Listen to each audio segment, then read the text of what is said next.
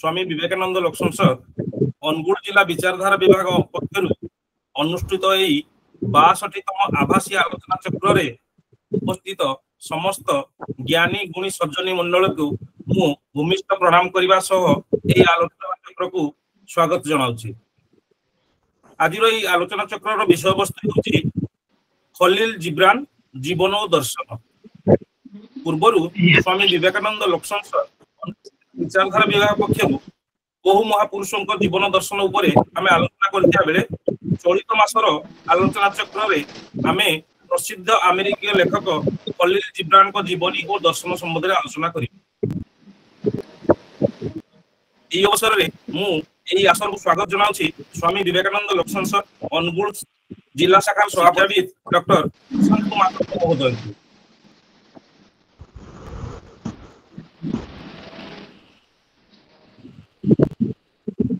सहित स्वागत जनाबी এই সাংসদ সন্ধ্যারে উৎসব ভাবে যোগদান করি आम मान को अनुग्रहित करिथिबा डॉक्टर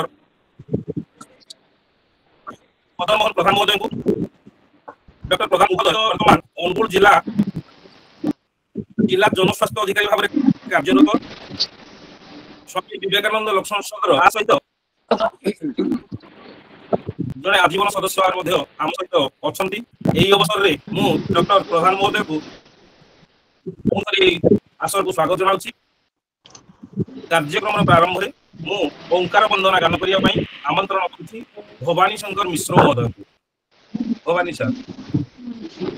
श्री परमेश्वरस्य कृपया मूकपिपाचालतं वंगो पर्वतलंघने इळमहासीमच्च वीतिक्रमम् जन्मान्धोऽप्यरविन्द सुन्दर त्रिषु द्वन्द्वं किं यत्परम् वन्दे चक्रधरं प्रसन्नवदनं भक्तस्य चिन्तामणि। सर्वेषां स्वस्तिर्भवतु सर्वेषां शान्तिर्भवतु सर्वेषां पुण्यं भवतु सर्वेषां मंगलं भवतु। ओम शांति शांति सुशांतिर्भवतु। नमस्ते। धन्यवाद महाशय। यहाँ पर स्वामी विवेकानंद दिव्यवाणी पाठ करिया को आमंत्रण करुछि आम लोक संसदर अनुगुल जिला संपादक शिक्षाविद कृष्णचंद्र साहू महोदय को। सभी को प्रणाम।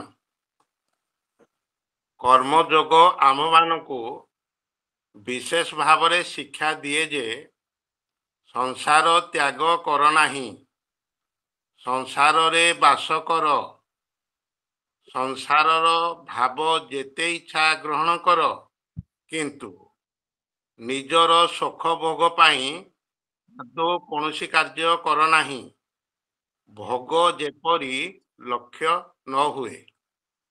ये महान बाणी स्वामी श्री विवेकानंद कर। स्वामी प्रणाम।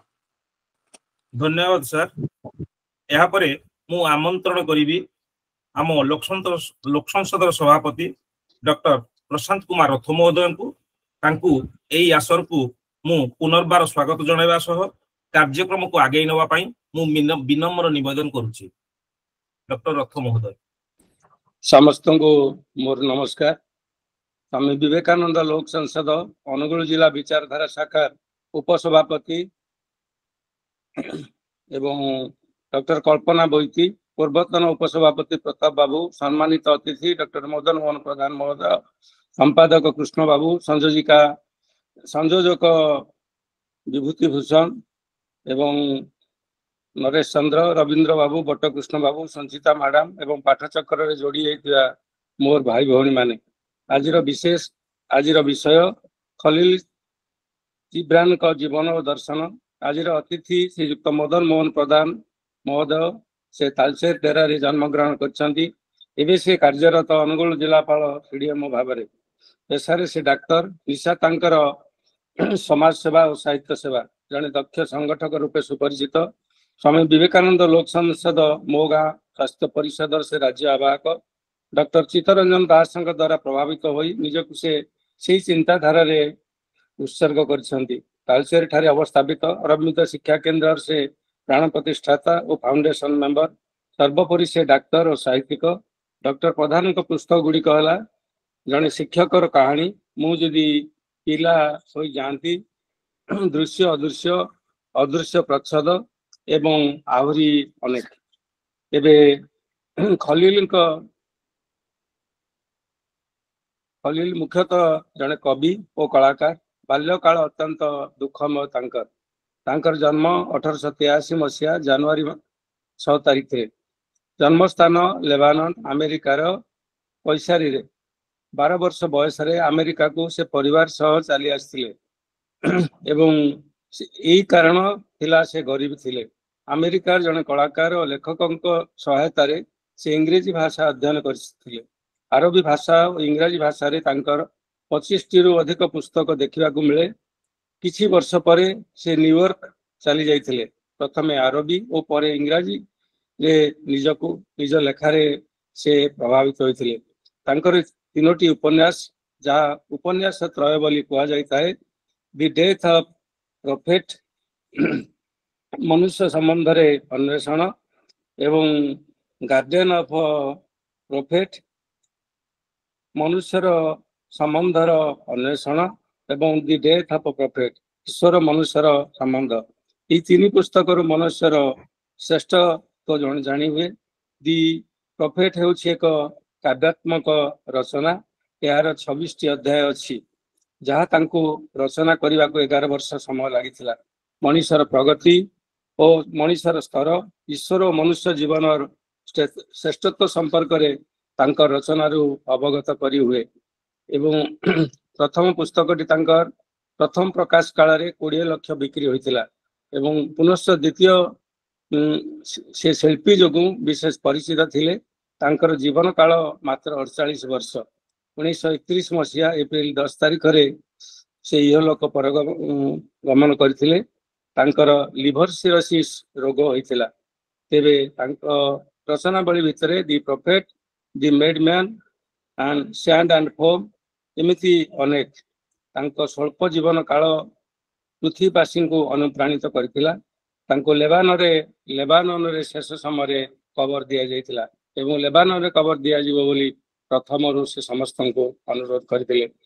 अनेक कथा सार को पाखर आमे सुनिबो। सार को आउ 2-3 थर आमे अनुगुल जिला संसद सुनी आसीची। सार को विनम्र अनुरोध करुछि सार वक्तव्य प्रदान करू। डॉक्टर प्रधान।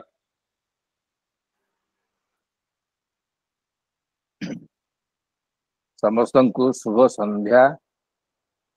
आज कार्यक्रम को मते पुणी स्वागत करछन्ते आपण माने। या पूर्व आम आलोचना करते जानुस कोर्सा विषय रे। एबे आम आलोचना करबा खलील जिब्रान विषय। उपक्रमणिका भाव में प्रशांत सर आमको किसी कहीगले आउ एते बड़ तांकर स्वल्पकालीन जीवन भितरे तांकर जीवन रहस्यमयता एवं तांकर जीवन जहाँ जहाँ घटी जाए सबको वर्णना करने गोटे क्लास रे आदौ संभव हम ना। किंतु मु भावुची आज तार किसी उपक्रम देकरी पिला दिन कहानी जोड़ा को आम कहले अभाव अनाटन एवं तांकर जो से जन्म होइछंती से परिवेश विषय वर्णना करने भावुची। परवर्ती समय जदि आम इच्छुक हवा तांको जीवन दर्शन पाठ को आमको नहीं आसा। मोर मत कहला एथर को विषय कह मु भाविली 2-3टी जीवनी कथा भाभी किंतु शेष को भाविली खलील जिब्रान ठीक उपयोग हम बोली। कारण खलील जिब्रान जीवनी को लेखुली लेखार प्राय तृतीय माने 75% शेष हो लेखिपारि ना। भावुँ रिटायरमेंट पर सारी तेणु से अवसर में आपण मान को किसी संदेश देवाई जहाँ भावुची कहबी। गोटे समय कथा विचार करवा ଏବେ ତ ଯୁଦ୍ଧ ଚାଲିଛି ପାଲେଷ୍ଟାଇନ ଇସ୍ରାଏଲ ରେ, ଆପଣ ସେ ଅଞ୍ଚଳ ଆପଣ ସବୁଦିନ ଟିଭିରୁ ଦେଖୁଥିବେ କଣ କଣ ହଉଛି ସେଠି, କେମିତି ସେ ଯୁଦ୍ଧ ସମୟ କାହାଣୀ ବି ବାରମ୍ବାର ବାଜୁଛି। ସେଥିରେ କେତେ ଦେଶ, ଅନ୍ୟାନ୍ୟ ଦେଶ ମାନେ ବି ଆସିକି ତା ଉପରେ ହାଜର ହଉଛନ୍ତି। କିଏ ତାର ବିସ୍ତାର କରୁଛି ତା ପ୍ରଭୁତ୍ୱ, ଏମିତି ବିଭିନ୍ନ କଥା, କିଏ ଭଲ କିଏ ଉଚିତ କିଏ ଠିକ ଜାଣିବା ବର୍ତ୍ତମାନ ଆମ ପାଖରେ ସମ୍ଭବ ନୁହେଁ, କାରଣ ତା ଭିତରେ ଅନେକ ମିସକ୍ରିଆଣ୍ଟ ରାଜତ୍ୱ ଚାଲିଛି। ଆମେ ବର୍ଣ୍ଣନା କରିବା ବର୍ତ୍ତମାନ 19ବିଂଶ ଶତାବ୍ଦୀର ଶେଷ ଆଡ କଥା। 19ବିଂଶ ଶତାବ୍ଦୀ ବେଳକୁ ତ ଆମେ କେହି, ପ୍ରଥମରେ ଆମେ କେହି ଜନ୍ମ ହେଇନାହାନ୍ତି। ଆମେ ବିଂଶ ଶତାବ୍ଦୀର କଥା ଆମେ ଜାଣିଛନ୍ତି। 19ବିଂଶ ଶତାବ୍ଦୀର ଶେଷ ଆଡକୁ ସେ ସମୟରେ ଗୋଟେ ପ୍ରକାର ନୂଆ ପ୍ରକାର ବିକାଶ ଆରମ୍ଭ ହେଇଥିଲା ପୃଥିବୀରେ।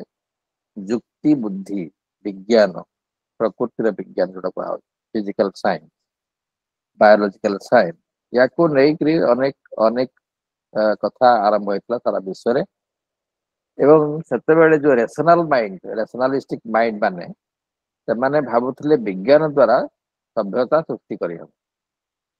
ସେଥିପାଇଁ ଯୋଉ ସଭ୍ୟତା ସୃଷ୍ଟି ହେବା ପାଇଁ ହେଲା, ସେଇଟା ପାଶ୍ଚାତ୍ୟ ଦେଶ ମାନଙ୍କରେ ବିଶେଷ ଭାବରେ ହେଲା। ତାକୁ ଆମେ କହୁଛୁ ବସ୍ତୁବାଦୀ ବିକାଶ ବା ବସ୍ତୁବାଦୀ ମାନଙ୍କର ସଭ୍ୟତା। ବସ୍ତୁବାଦୀ ଅର୍ଥ ତାକୁ ଇଂରାଜୀରେ ମ୍ୟାଟେରିଆଲିଷ୍ଟ କହୁଛନ୍ତି, ଯେ ମ୍ୟାଟରକୁ ନେଇକରି, ଯେତେ ଧନ ସମ୍ପତ୍ତି ମ୍ୟାଟରକୁ ନେଇକରି ଆମ ସଂସାର ଭଲରେ ଚାଲିବ, ସମସ୍ତେ ଭଲରେ ରହିପାରିବେ। ଏଇଟା ହଉଛି ବସ୍ତୁବାଦୀର ଚିନ୍ତା। ସ୍ପିରିଚୁଆଲିଟି ବା ଧର୍ମ ଯୋଉମାନେ କଥା କହୁଥିଲେ ତାକୁ କାଟିବା ପାଇଁ ଚେଷ୍ଟା କରୁଥିଲେ। ସ୍ପିରିଚୁଆଲିଟି କଥା ଛାଡ, କେବଳ ଧର୍ମରେ ଯୋଉମାନେ କଥା କହୁଥିଲେ ତାକୁ ବି କାଟିବାକୁ ଚେଷ୍ଟା କରୁଥିଲେ। ଏବଂ ଏଇ ସମୟରେ ଯୋଉଟା ହେଇଥିଲା, ସେ ସମୟରେ ମାର୍କ୍ସବାଦୀ ଆଉ ଆମେ କହିବା ଏଇଟା ପୁଞ୍ଜିବାଦୀ, ଏ ଦିଟା କଥା ଶୀର୍ଷ ସ୍ଥାନରେ ପହଞ୍ଚିଲା ତାର ଯୋଉ କଥାଟା ସେଇ ସମୟ ବେଳକୁ। ଏବଂ ସେ ସମୟରେ ୟୁରୋପ ଆଉ ଆମେରିକାରେ ଏଇ ପ୍ରକାର ଅଭ୍ୟୁଦୟ ଆରମ୍ଭ ହେଇଯାଇଥିଲା। ଏବଂ କିନ୍ତୁ 19ବିଂଶ ଶତାବ୍ଦୀର ଶେଷ ଆଡକୁ ଆଉ ଗୋଟେ ସ୍ରୋତ ଦେଖିବାକୁ ମିଳିଲା। ସେ ହଉଛି ଅପୋଜିଟ ସ୍ରୋତ। ସେ ହଉଛି କଣ? ବସ୍ତୁବାଦୀ ବିରୁଦ୍ଧରେ ଆଉ ଗୋଟେ ସ୍ରୋତ ଉତ୍ତୋଳନ ହଉଥିଲା। କାରଣ ଲୋକମାନେ କେତେକ ଅତିଷ୍ଠ ହେଇପଡ଼ିଲେଣି ବସ୍ତୁବାଦୀର ଚିନ୍ତାଧାରାରେ, ଏବଂ ଆଉ ଗୋଟେ ଧାରା ସୃଷ୍ଟି ହଉଥିଲା, ତାକୁ ଆମେ କହିବା ଆଧ୍ୟାତ୍ମବାଦ। ବା ତାକୁ ଧର୍ମକୁ ସେମାନେ ଧର୍ମ ଉପରେ ବିଶେଷ ଜୋର ଦଉନଥିଲେ। ଧର୍ମ ଚାଲିଥିଲା, କି ଧର୍ମ ଭିତରୁ ବାହାରିକିରି ବିଶ୍ୱ ଭ୍ରାତୃତ୍ୱ, ବିଶ୍ୱ ଆଧ୍ୟାତ୍ମିକତା, ଏ ବିଷୟରେ ବି ଅନେକ ସ୍ୱର ଆତ୍ତୋଳନ କରୁଥିଲା। ମାନବବାଦୀ ପଳେଇ ଆସୁଥିଲା, ଅପୋଜିଟ ଟୁ ବସ୍ତୁବାଦୀ, ଏମିତି ଗୋଟେ ସ୍ୱର ଉତ୍ପୋଳନ ହଉଥିଲା। ଏବଂ ସେଇଟା ଯେ କେବଳ ଜଣେ ଦି ଜଣ ଲୋକ ବିରୋଧ କରୁଥିଲେ ସେମିତି ନୁହେଁ। ଏ ବିରୋଧଟା ଏମିତି ହେଇଥିଲା ଯେ ବିଶ୍ୱର ଅଧିକାଂଶ ଜାଗାରେ ତାର ଅଗ୍ନିସ୍ଫୁଲଙ୍ଗ ଆରମ୍ଭ ହେଇଥିଲା। ଏବଂ ବିଶେଷ ଭାବରେ ଭାରତ ବର୍ଷରେ ସେ ସମୟରେ ୟାର ବିଶେଷ ଗୋଟେ ନୂଆ ପ୍ରକାର ସ୍ଫୁରଣ ସୃଷ୍ଟି ହେଇଥିଲା, ଆଧ୍ୟାତ୍ମିକ ଜାଗରଣ। ତାଙ୍କ ଭିତରେ ଯୋଉମାନେ ଆଧ୍ୟାତ୍ମିକ ଜାଗରଣରେ ଏମିତି ନୂଆ କଥା କହୁଥିଲେ, ଆମେ ତାଙ୍କୁ ମନେ ପକେଇବା। ଜଣେ ହଉଛନ୍ତି ଶ୍ରୀ ରାମକୃଷ୍ଣ, ସ୍ୱାମୀ ବିବେକାନନ୍ଦ, ରମଣ ମହର୍ଷି, ଶ୍ରୀ ଅରବିନ୍ଦ, ମହାତ୍ମା ଗାନ୍ଧୀ। ଏବଂ ଏମାନଙ୍କ ଭିତରେ ଶ୍ରୀରାମକୃଷ୍ଣଙ୍କ ବାଣୀକୁ ନିଜେ ଆୟତ୍ତ କରି ବିବେକାନନ୍ଦ ବିଶ୍ୱବାଣୀ ପ୍ରଚାର କରୁଥିଲେ। ବିଶ୍ୱ ଧର୍ମ, ସବୁ ଧର୍ମର ସମନ୍ୱୟ କେମିତି ହବ, ନୂଆ କଥା କହୁଥିଲେ ତା ଭିତରେ। ତ ଇଂରାଜୀ ଭାଷାରେ ସମଗ୍ର ବିଶ୍ୱକୁ ଏକ ନୂଆ ସ୍ପନ୍ଦନ ଆଣିଦେଇଥିଲେ। କାରଣ ଇଂରାଜୀ ଭାଷାରେ ସ୍ପଷ୍ଟ ଭାବରେ ସେ କହୁଥିଲେ, ପାଶ୍ଚାତ୍ୟ ସଭ୍ୟତା ତାଙ୍କୁ ଠିକ ଭାବରେ ବୁଝିବାକୁ ଚେଷ୍ଟା କଲା ସିଏ କଣ କହୁଛନ୍ତି ନୂଆ କଥା। ଏବଂ ସିଏ ଭାରତ ଭୂମିକୁ ଛାଡି ନଥିଲେ, କିନ୍ତୁ ପାଶ୍ଚାତ୍ୟ ଭୂମି ଉପରେ ନାନା ପ୍ରଭାବ ପକେଇ ପାରିଥିଲେ। ଆଉ ସେଇ ସମୟରେ ତାପରେ ପରେ ଶ୍ରୀ ଅରବିନ୍ଦ ତାଙ୍କର ଲେଖା, ଦୃଢ ଲେଖା ଯୋଉ ଲେଖିଥିଲେ, ଇଂରାଜୀରେ ଲେଖିବାକୁ ଆରମ୍ଭ କଲେ ପ୍ରବନ୍ଧ ଗୁଡିକ, ସିଏ ପୁରା ପାଶ୍ଚାତ୍ୟ ସଭ୍ୟତାରେ, ୟୁରୋପରେ ଏବଂ ସବୁଆଡେ ଗୋଟେ ଚହଳ ସୃଷ୍ଟି କଲା। ଇଏ କଣ ନୂଆ କଥା କହୁଛନ୍ତି, ସିଏ ନୂଆ ଆଧ୍ୟାତ୍ମିକ ଜଗତ କଥା କହୁଛନ୍ତି, ଧର୍ମ ନାହିଁ। ସେ ପଲିଟିକ୍ସକୁ ଆଣୁଛନ୍ତି, ସମାଜକୁ ଆଣୁଛନ୍ତି, ମାର୍କ୍ସବାଦୀକୁ ବିରୁଦ୍ଧରେ କହୁଛନ୍ତି, ନୂଆ କଥା କଣ କହୁଛନ୍ତି, ସେ ବି ଚହଳ ପକେଇଲା। ଏବଂ ଠିକ ସେଇ ସମୟରେ ଭାରତରେ ଯୋଉ ସ୍ୱାଧୀନତା ସଂଗ୍ରାମ ଚାଲିଥିଲା, ମହାତ୍ମା ଗାନ୍ଧୀ ସେ ସମୟରେ ଅହିଂସା ଆନ୍ଦୋଳନ କରିଗଲେ, କି ମୁଁ ତ କିମ୍ବା କାର ନୂଆ ପ୍ରକାର କଥା କହୁଥିଲେ, ଅହିଂସା ମାଧ୍ୟମରେ ହିଂସାକୁ ଦମନ କରିହେବ। ଏବଂ ସେ ବି ଗୋଟେ ପ୍ରକାର ତାଙ୍କର କଥାବାର୍ତ୍ତା ସମଗ୍ର ବିଶ୍ୱକୁ ସ୍ତମ୍ଭୀଭୂତ କରୁଥିଲା। ଏଇ ସମୟରେ ସେପଟେ ଆୟାରଲାଣ୍ଡରେ W.B. ଇଟ୍ସ, ସେ ଜଣେ କବି ଥିଲେ, ସେ ସୁପ୍ରସିଦ୍ଧ କବି, ନାଟ୍ୟକାର ଏବଂ ସାହିତ୍ୟିକ। ଆୟରଲାଣ୍ଡ ରେ ଆଇରିଶ ଭାଷାରେ ସେ ଲେଖୁଥିଲେ। ଆଇରିଶ ଇଂଲିଶ ପାଖାପାଖି, ଆୟରଲାଣ୍ଡ ଆଉ ଲଣ୍ଡନ ଆପଣ ଯାଇଥିବେ ଦେଖିଥିବେ, ପାଖାପାଖି 1-2 ଘଣ୍ଟାର ବାଟ ଫ୍ଲାଇଟ ରେ। ସେ ଟ୍ରେନ ବି ଯାଉଛି ତାଙ୍କ ଭିତରେ, ଟ୍ରେନ 2 ଘଣ୍ଟା ଲାଗୁଛି। ତେଣୁ ସେଠି ବି WB ବିଟ୍ସ ଏଇ ଯୋଉ ବସ୍ତୁବାଦୀ ସଂସାରର ପୁରା ବିରୋଧ କରୁଥିଲେ ସେତେବେଳେ, ବସ୍ତୁବାଦୀକୁ ବିରୋଧ କରୁଥିଲେ। ସେ ତାପରେ ତାଙ୍କର ମୁହଁ ପୁରା ଫେରେଇ ଆଣିଥିଲେ ବସ୍ତୁବାଦୀ ଠାରୁ, ଏବଂ ସିଏ ଗୋଟେ ସୃଜନଶୀଳ ଭାବରେ ଅନ୍ୟ କଥା, କଳା କୌଶଳ ଲେଖା ସବୁ ଆରମ୍ଭ କରୁଥିଲେ, ନୂଆ ପ୍ରକାର ଲେଖା। ଯୋଉ ଲେଖାକୁ ସେ ସମୟରେ WB ଇଟ୍ସକୁ ଅନେକ ବିରୋଧ କଲେ, ତାଙ୍କୁ ଛିଗୁଲେଇକିରି ସମାଲୋଚନା କଲେ, ବିଭିନ୍ନ କଥା କହିଲେ, ଏବଂ ସିଏ ସେଇଥିପାଇଁ ବହୁତ ବିରୋଧର ସମ୍ମୁଖୀନ ହେଇଥିଲେ। କିନ୍ତୁ ପରେ ସବୁ ଜାଣିଛନ୍ତି ଯେ ୱାର୍ଲଡ ଫେମସ, ବିଶ୍ୱ ପ୍ରସିଦ୍ଧ କବି, ବିଶ୍ୱ ପ୍ରସିଦ୍ଧ ନାଟ୍ୟକାର, ବିଶ୍ୱ ପ୍ରସିଦ୍ଧ ସାହିତ୍ୟ ଅଫ WB ଇଟ୍ସ। ଏବଂ ଏଇ ଯେତେ ମହାନ ମୁଁ ଲେଖିଲି, ମାନେ ଦାର୍ଶନିକ କହିବା ଆମେ ତାକୁ ବା ନ କହିବା, କବି, ଲେଖକ, ସାହିତ୍ୟକାର ସମସ୍ତଙ୍କ ସାଙ୍ଗରେ ଆଉ ଜଣକୁ ଆମେ ସହିତ ଯୋଡିବାକୁ ଯାଉଛନ୍ତି, ସେ ହେଉଛନ୍ତି ଖଲିଲ ଜିବ୍ରାନ। ଖଲିଲ ଜିବ୍ରାନ ସେ ସମୟରେ ଥିଲେ ଅନ୍ୟତମ ବିପ୍ଳବୀ କବି, କଥାକାର, ଚିତ୍ରଶିଳ୍ପୀ। ଏ ତିନିଟାର ତାଙ୍କ ପରିଚୟ ଥାଏ। ସେ କବି, କଥାକାର, ଚିତ୍ରଶିଳ୍ପୀ। ତାଙ୍କ ଲେଖା ଭାରି ରହସ୍ୟମୟ, ମିଷ୍ଟିକ କହନ୍ତି। ଏବଂ ସିଏ ଜନ୍ମ ହେଇଥିଲେ ଯୋଉ ଜାଗାରେ, ଖ୍ରୀଷ୍ଟିଆନ ଆଣ୍ଡ ମୁସଲିମ ଏ ଦିଟାର ପ୍ରଭାବ ତାଙ୍କ ଭିତରେ ଥିଲା। ଯେ ମୁସଲିମ ଧର୍ମର ସୁଫିଜିମ୍ ଯୋଉଟା କୁହାଯାଏ, ସୁଫିଜିମ୍ ତାର ରହସ୍ୟମୟ, ମାନେ ମୁସଲିମର ରହସ୍ୟମୟ ଯୋଉଟାକ ମିଷ୍ଟିସିଜିମ୍, ଯୋଉଟା ତାକୁ ସୁଫିଜିମ୍ କୁହାଯାଏ। ସେଇ ପାର୍ଟଟାକୁ ଆଧାର କରିକିରି ଖ୍ରୀଷ୍ଟିଆନ ଧର୍ମକୁ ନିଜ ଢଙ୍ଗରେ ବୁଝିବାକୁ ଚେଷ୍ଟା କରୁଥିଲେ। ନିଜ ଢଙ୍ଗରେ ବୁଝିକିରି ସେ ନୂଆ ତାଙ୍କ ଲେଖନୀ ଚାଳନା ହଉଥିଲା, ତାଙ୍କ ଚିତ୍ର ତୁଳି ଚାଳନା ହଉଥିଲା। ଏବଂ ସେଇ ଲେଖନୀ ଆଉ ତୁଳି ଭିତରେ ତାଙ୍କ ବାର୍ତ୍ତା ଏତେ ଗହୀର, ସ୍ପଷ୍ଟ ହେଇଯାଉଥିଲା, ଯାହାକି ଅନେକ ସମୟରେ ସେ ସମୟର ବୁଦ୍ଧିଜୀବୀ ମାନଙ୍କୁ ଟାଣି ରଖୁଥିଲା। ଉଭୟ ପାଶ୍ଚାତ୍ୟ ଏବଂ ପୂର୍ବ ଆମର ଉଭୟ ଇଷ୍ଟ ଆଣ୍ଡ ୱେଷ୍ଟ ସମସ୍ତଙ୍କୁ ସେ ଟାଣି ଆଣିବାକୁ ଚେଷ୍ଟା କରୁଥିଲା। କାରଣ ସେ ମଧ୍ୟପ୍ରାଚ୍ୟରେ ଜନ୍ମ ହେଇଥିଲେ, କିନ୍ତୁ ପାଶ୍ଚାତ୍ୟ ଦେଶରେ ଇଂରାଜୀ ପାଠ ପଢିଥିଲେ, ଏବଂ ସେଇ ସମୟ ତାଙ୍କୁ ଟାଣି ଆଣିଥିଲା ଏବଂ ବହୁତ ଆକର୍ଷଣ କରିଥିଲା ବହୁତ ଲୋକଙ୍କୁ। ତାଙ୍କର ତାଙ୍କୁ କିନ୍ତୁ ତାଙ୍କର ଯୋଉ ଲେଖା ଗୁଡିକ ମୁଖ୍ୟତଃ ଥିଲା ସାଧାରଣ ଲୋକଙ୍କ ପାଇଁ, ସାଧାରଣ ଲୋକଙ୍କ ନାରୀ ନିର୍ଯାତନା ୟା ବିରୁଦ୍ଧରେ ସେ ସ୍ୱର ଉତ୍ତୋଳନ କରୁଥିଲେ। ନାରୀ ନିର୍ଯାତନା ନାରୀର ବେଦନା ଭରା କାହାଣୀ ମାଧ୍ୟମରେ ତାଙ୍କର ଏକ ବିଦ୍ରୋହର ଧ୍ୱନି ସେ ପ୍ରକାଶ କରି ଚାଲିଥିଲେ। ତାଙ୍କୁ ବି ଧର୍ମଦ୍ରୋହୀ କହିକିରି ନିର୍ଯାତନା ଦିଆଯାଇଥିଲା। ତାଙ୍କ ଲେଖା ଗୁଡିକରେ ଭରି ରହିଥିଲା ହୃଦୟରେ ବେଦନା, ଆତ୍ମାର ବାର୍ତ୍ତା। ପାଶ୍ଚାତ୍ୟ ଭୂଖଣ୍ଡରେ ଏସବୁ ଲେଖା ଚହଳ ପକେଇ ଦେଇଥିଲା। ତାଙ୍କର ମହାନ ଲେଖା ଗୋଟେ, ଯାହା ଆମେ ଆଗରୁ ବର୍ଣ୍ଣନା କଲେ, ପ୍ରଶାନ୍ତ ବାବୁ କହିଥିଲେ, ମହାମାନବ ବା ଦି ପ୍ରଫେଟ। 1923 ମସିହାରେ ସେ ତାକୁ ପ୍ରଥମ ସଂସ୍କରଣ ହେଇଥିଲା, ଏବଂ 3 ବର୍ଷ ଭିତରେ 4 ଥର ସଂସ୍କରଣ ହେଇଗଲା, ଏବଂ ସେ 20ଟି ଭାଷାରେ ସେଇଟା ପ୍ରକାଶିତ ହେଇଛି। ଓଡିଶାରେ ବି, ଓଡିଆ ଭାଷାରେ ବି ହେଇଛି। ତା ନାଁ ହଉଛି ମହାମାନବ। ଏବଂ 1908 ମସିହାରେ ଖଲିଲ ଜିବ୍ରାନ ଆରବୀ ଭାଷାରେ ଗୋଟେ ବହି ଲେଖିଲେ, ତା ନାଁ ହଉଛି ସ୍ପିରିଟ ରିବେଲିୟସ, ବିଦ୍ରୋହୀ ଆତ୍ମା। ସେ ବହିଟା ମୁଁ ପ୍ରଥମେ ପଢିଥିଲି ଓଡିଆରେ, ବିଦ୍ରୋହୀ ଆତ୍ମା। ସେଇ ବହିଟାକୁ ପଢି ସାରିଲା ପରେ ମୁଁ ଆଉ ଗୋଟେ ବହି ଲେଖିବାକୁ ଚେଷ୍ଟା କରିଥିଲି। ସେ ବହି ମାନୁସ୍କ୍ରିପ୍ଟଟା ବର୍ତ୍ତମାନ ପାଉନାହିଁ, କୁଆଡେ ଗଲା। ସେ ରେଭେନ୍ସା କଲେଜରେ ପଢିଲା ବେଳେ ମୁଁ ଲେଖିଥିଲି, କିନ୍ତୁ ସେ ମାନୁସ୍କ୍ରିପ୍ଟଟା କୁଆଡେ ହଜେଇ ଦେଇଛି। ମୁଁ ତାକୁ ପଢିଲା ପରେ ମୋ ଭିତରେ ଗୋଟେ ଉଦ୍ଗୀରଣ ସୃଷ୍ଟି ହଉଥିଲା, ଯୋଉଥିପାଇଁ ମୁଁ ତାକୁ ଲେଖିଥିଲି। କିନ୍ତୁ ମୋ ପାଖରେ ବହି ନାହିଁ, ଆଉ ପାଉନାହିଁ ସେ ଲେଖାଟାକୁ। କିନ୍ତୁ ସେଇ ବହିଟା ତାଙ୍କର ଯୋଉ କଠୋରପନ୍ଥୀ ଧାର୍ମିକ ଗୋଷ୍ଠୀ, ଧର୍ମ ଗୋଷ୍ଠୀ, ସେମାନେ ବିରୁଟର ମାର୍କେଟରେ ପୋଡିଦେଲେ। ସେଗୁଡାକ ପ୍ରଥମ ଯୋଉ ବାହାରିଲା ପୋଡିଦେଲେ, କାରଣ ଏଇ ବହିକୁ ସେମାନେ କହୁଥିଲେ ଏଇଟା ଭାରି ବିପଦପୂର୍ଣ୍ଣ, ବିପ୍ଳବାତ୍ମକ, ଆଉ ଏଥିରେ ସମାଜ ପାଇଁ ବିଷାକ୍ତ ଭରି ରହିଛି।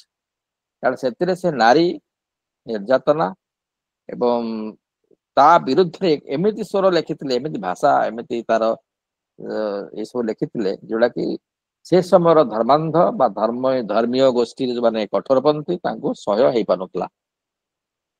ଏବଂ ମଣିଷ ତିଆରି କରିଥିବା ନିୟମ କାନୁନ ଧର୍ମାନ୍ଧତା ଏବଂ ଧର୍ମର ଅନୁଶାସନକୁ ତିନୋଟି କାହାଣୀ ମାଧ୍ୟମରେ ସେଇ ବହିରେ ସେ ସମାଲୋଚନା କରିଥିଲେ। ଗୋଟିଏ ହଉଛି ମ୍ୟାଡାମ ରୋଜେ ହାନି, ମ୍ୟାଡାମ ଗୋଟେ ସ୍ତ୍ରୀ ଲୋକର କାହାଣୀ, ଆଉ ଗୋଟେ ଶ୍ମଶାନର କ୍ରନ୍ଦନ, ଆଉ ଗୋଟେ ନିଜକୁ ଖଲିଲ ଜିବ୍ରା ବୀର ଖଲିଲ ଭାବରେ ଲେଖିଛନ୍ତି। ତିନିଟା ଜଣେ ପଢିବେ ତାଙ୍କ ରକ୍ତ ବି ତାତିବ ଏଥିରେ।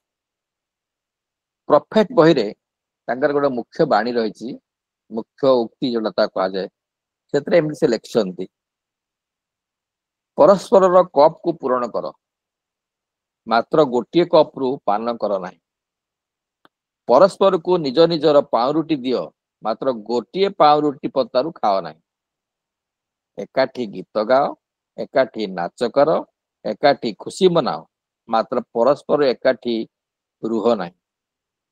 ଯେପରି ବୀଣାର ତାର ଗୁଡିକ ଏକାଠି ସ୍ପନ୍ଦିତ ହେଲେ ମଧ୍ୟ ସ୍ପନ୍ଦିତ ହୋଇ ସଙ୍ଗୀତର ଧ୍ୱନି ସୃଷ୍ଟି କରନ୍ତି, ମାତ୍ର ଅଲଗା ହୋଇ ରହନ୍ତି, ସେମିତି ରୁହ।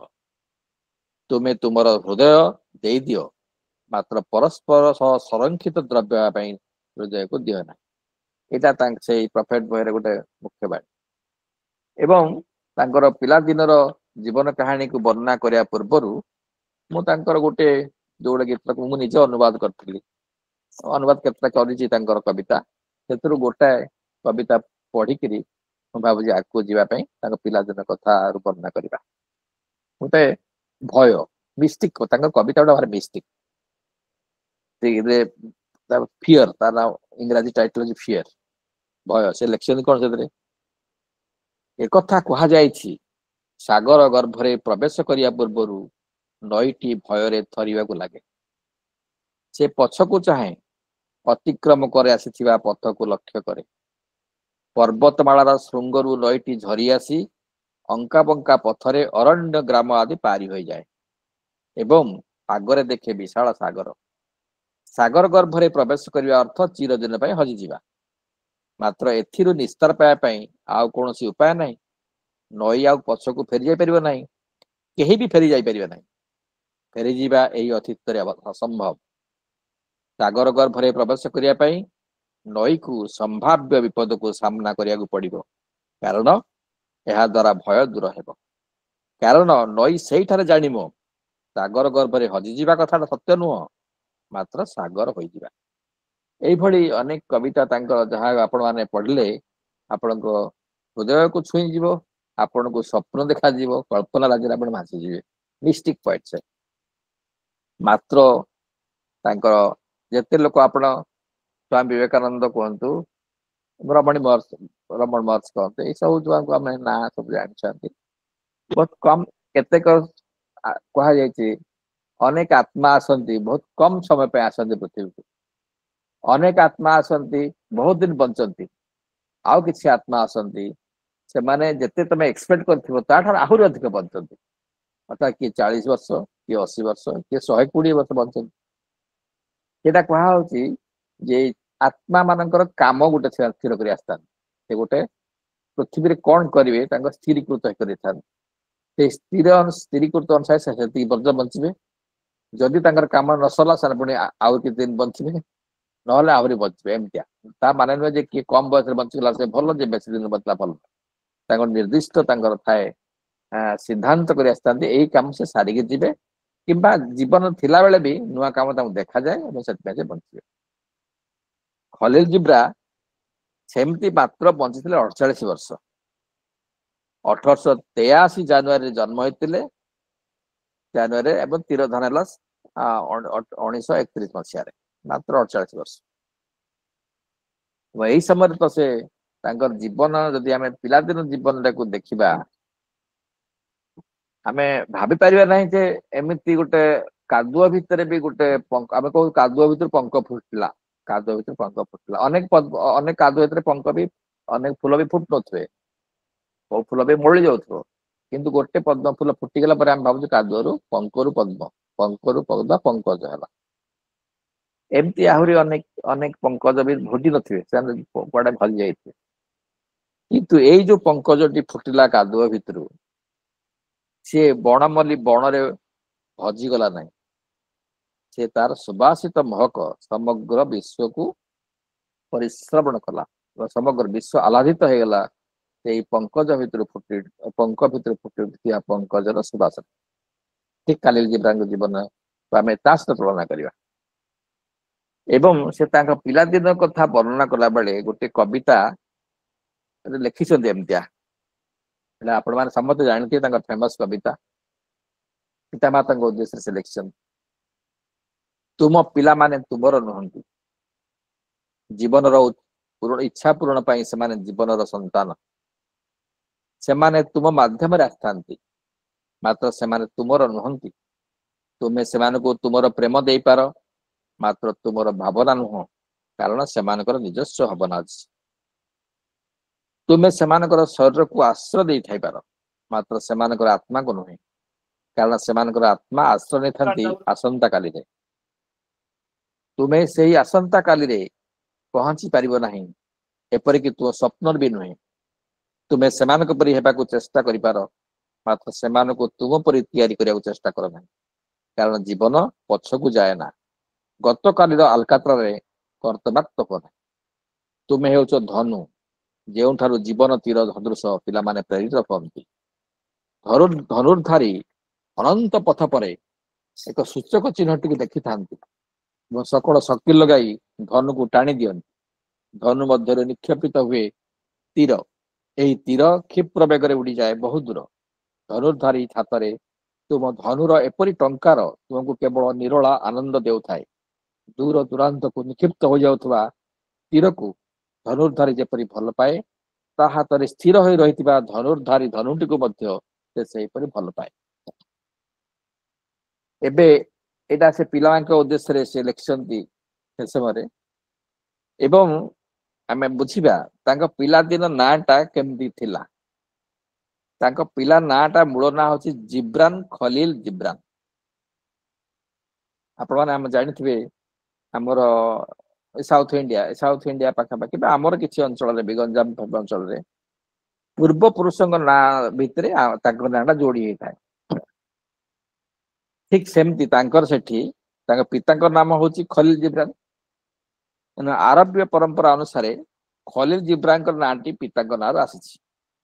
ମାତ୍ର ସ୍କୁଲରେ ନାଁ ଲେଖା ବେଳେ ତାଙ୍କର ନାଁଟି କାଲିଲ ଜିବ୍ରାନ ହେଇଯାଇଥିଲା। ତେଣୁ ପରେ ସେ କାଲିଲ ଜିବ୍ରାନ, ଅନେକ କାଲିଲ ଜିବ୍ରାନ ନାଁରେ ପରିଚିତ ରଖିଲେ, ନିଜକୁ କାଲିଲ କହୁଥିଲେ ଏବଂ ଅନେକ ତାଙ୍କୁ ସେ ଖଲିଲ ଜିବ୍ରାନ ନାଁରେ ବି ପରିଚିତ କାଲିଲ ଜିବ୍ରାନ ବି କହନ୍ତି। ସେ ପିତାଙ୍କ ନାଁ ସହିତ ନିଜ ନାଁକୁ ଯୋଡି ରଖିବାକୁ ଚାହୁଁନଥିଲେ, ତେଣୁ କାଲିଲ ବୋଲି କହୁଥିଲେ, କାଲିଲ ଜିବ୍ରାନ। ଏବଂ ଲେବାନନର ସୁଦୂର ଉତ୍ତର ଦିଗରେ ଗୋଟେ ପାହାଡ ତଳି ଗାଁ ଅଛି, ତା ନାଁ ହଉଛି ବିସାରୀ। 1843 ମସିହା ଜାନୁଆରୀ 6 ତାରିଖରେ ବିସାରୀ ଗାଁଟା ପାଇଁ ଗୋଟେ ଶୁଭ ଦିନ ଆମେ କହିବା, କାରଣ ସେଇଦିନ ଯିଏ ଖଲିଲ ଜିବ୍ରାନ, ମହାପୁରୁଷ ଖଲିଲ ଜିବ୍ରାନ ଏଇ ଗାଁରେ ଭୂମିଷ୍ଠ ହେଲେ। ମାଙ୍କ ନାଁ ଥିଲା କାମିଲେ।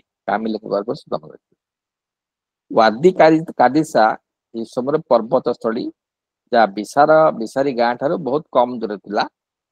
ସେଇଠି ଗୋଟେ ଉତ୍ତୁଙ୍ଗ ଲେବାନନ ପର୍ବତ ଶିଖର ଗାଁଟିର ପ୍ରକୃତି କୋଳକୁ ସ୍ୱାବର୍ଦ୍ଧନ କରୁଥିଲା। ସେତେବେଳେ ଲେବାନନ ତୁର୍କୀ ପ୍ରୋଭିନ୍ସ ମଧ୍ୟରେ ଅବସ୍ଥିତ ଥିଲା। ତୁର୍କୀ ପ୍ରୋଭିନ୍ସ ବୃହତ୍ତର ସିରିଆର ଅଂଶବିଶେଷ। ବୃହତ୍ତର ସିରିଆରେ ଅନ୍ତର୍ଭୁକ୍ତ ଥିଲା ସିରିଆ, ଲେବାନନ ଏବଂ ପାଲେଷ୍ଟାଇନ। ଲେବାନନରେ ଓଟୋମାନ ମାନେ ଶାସନ କରୁଥିଲେ। ପରେ ଓଟୋମାନ ମାନଙ୍କ ଠାରୁ ଲେବାନନ ମୁକ୍ତ ହୋଇଯାଇଥିଲା।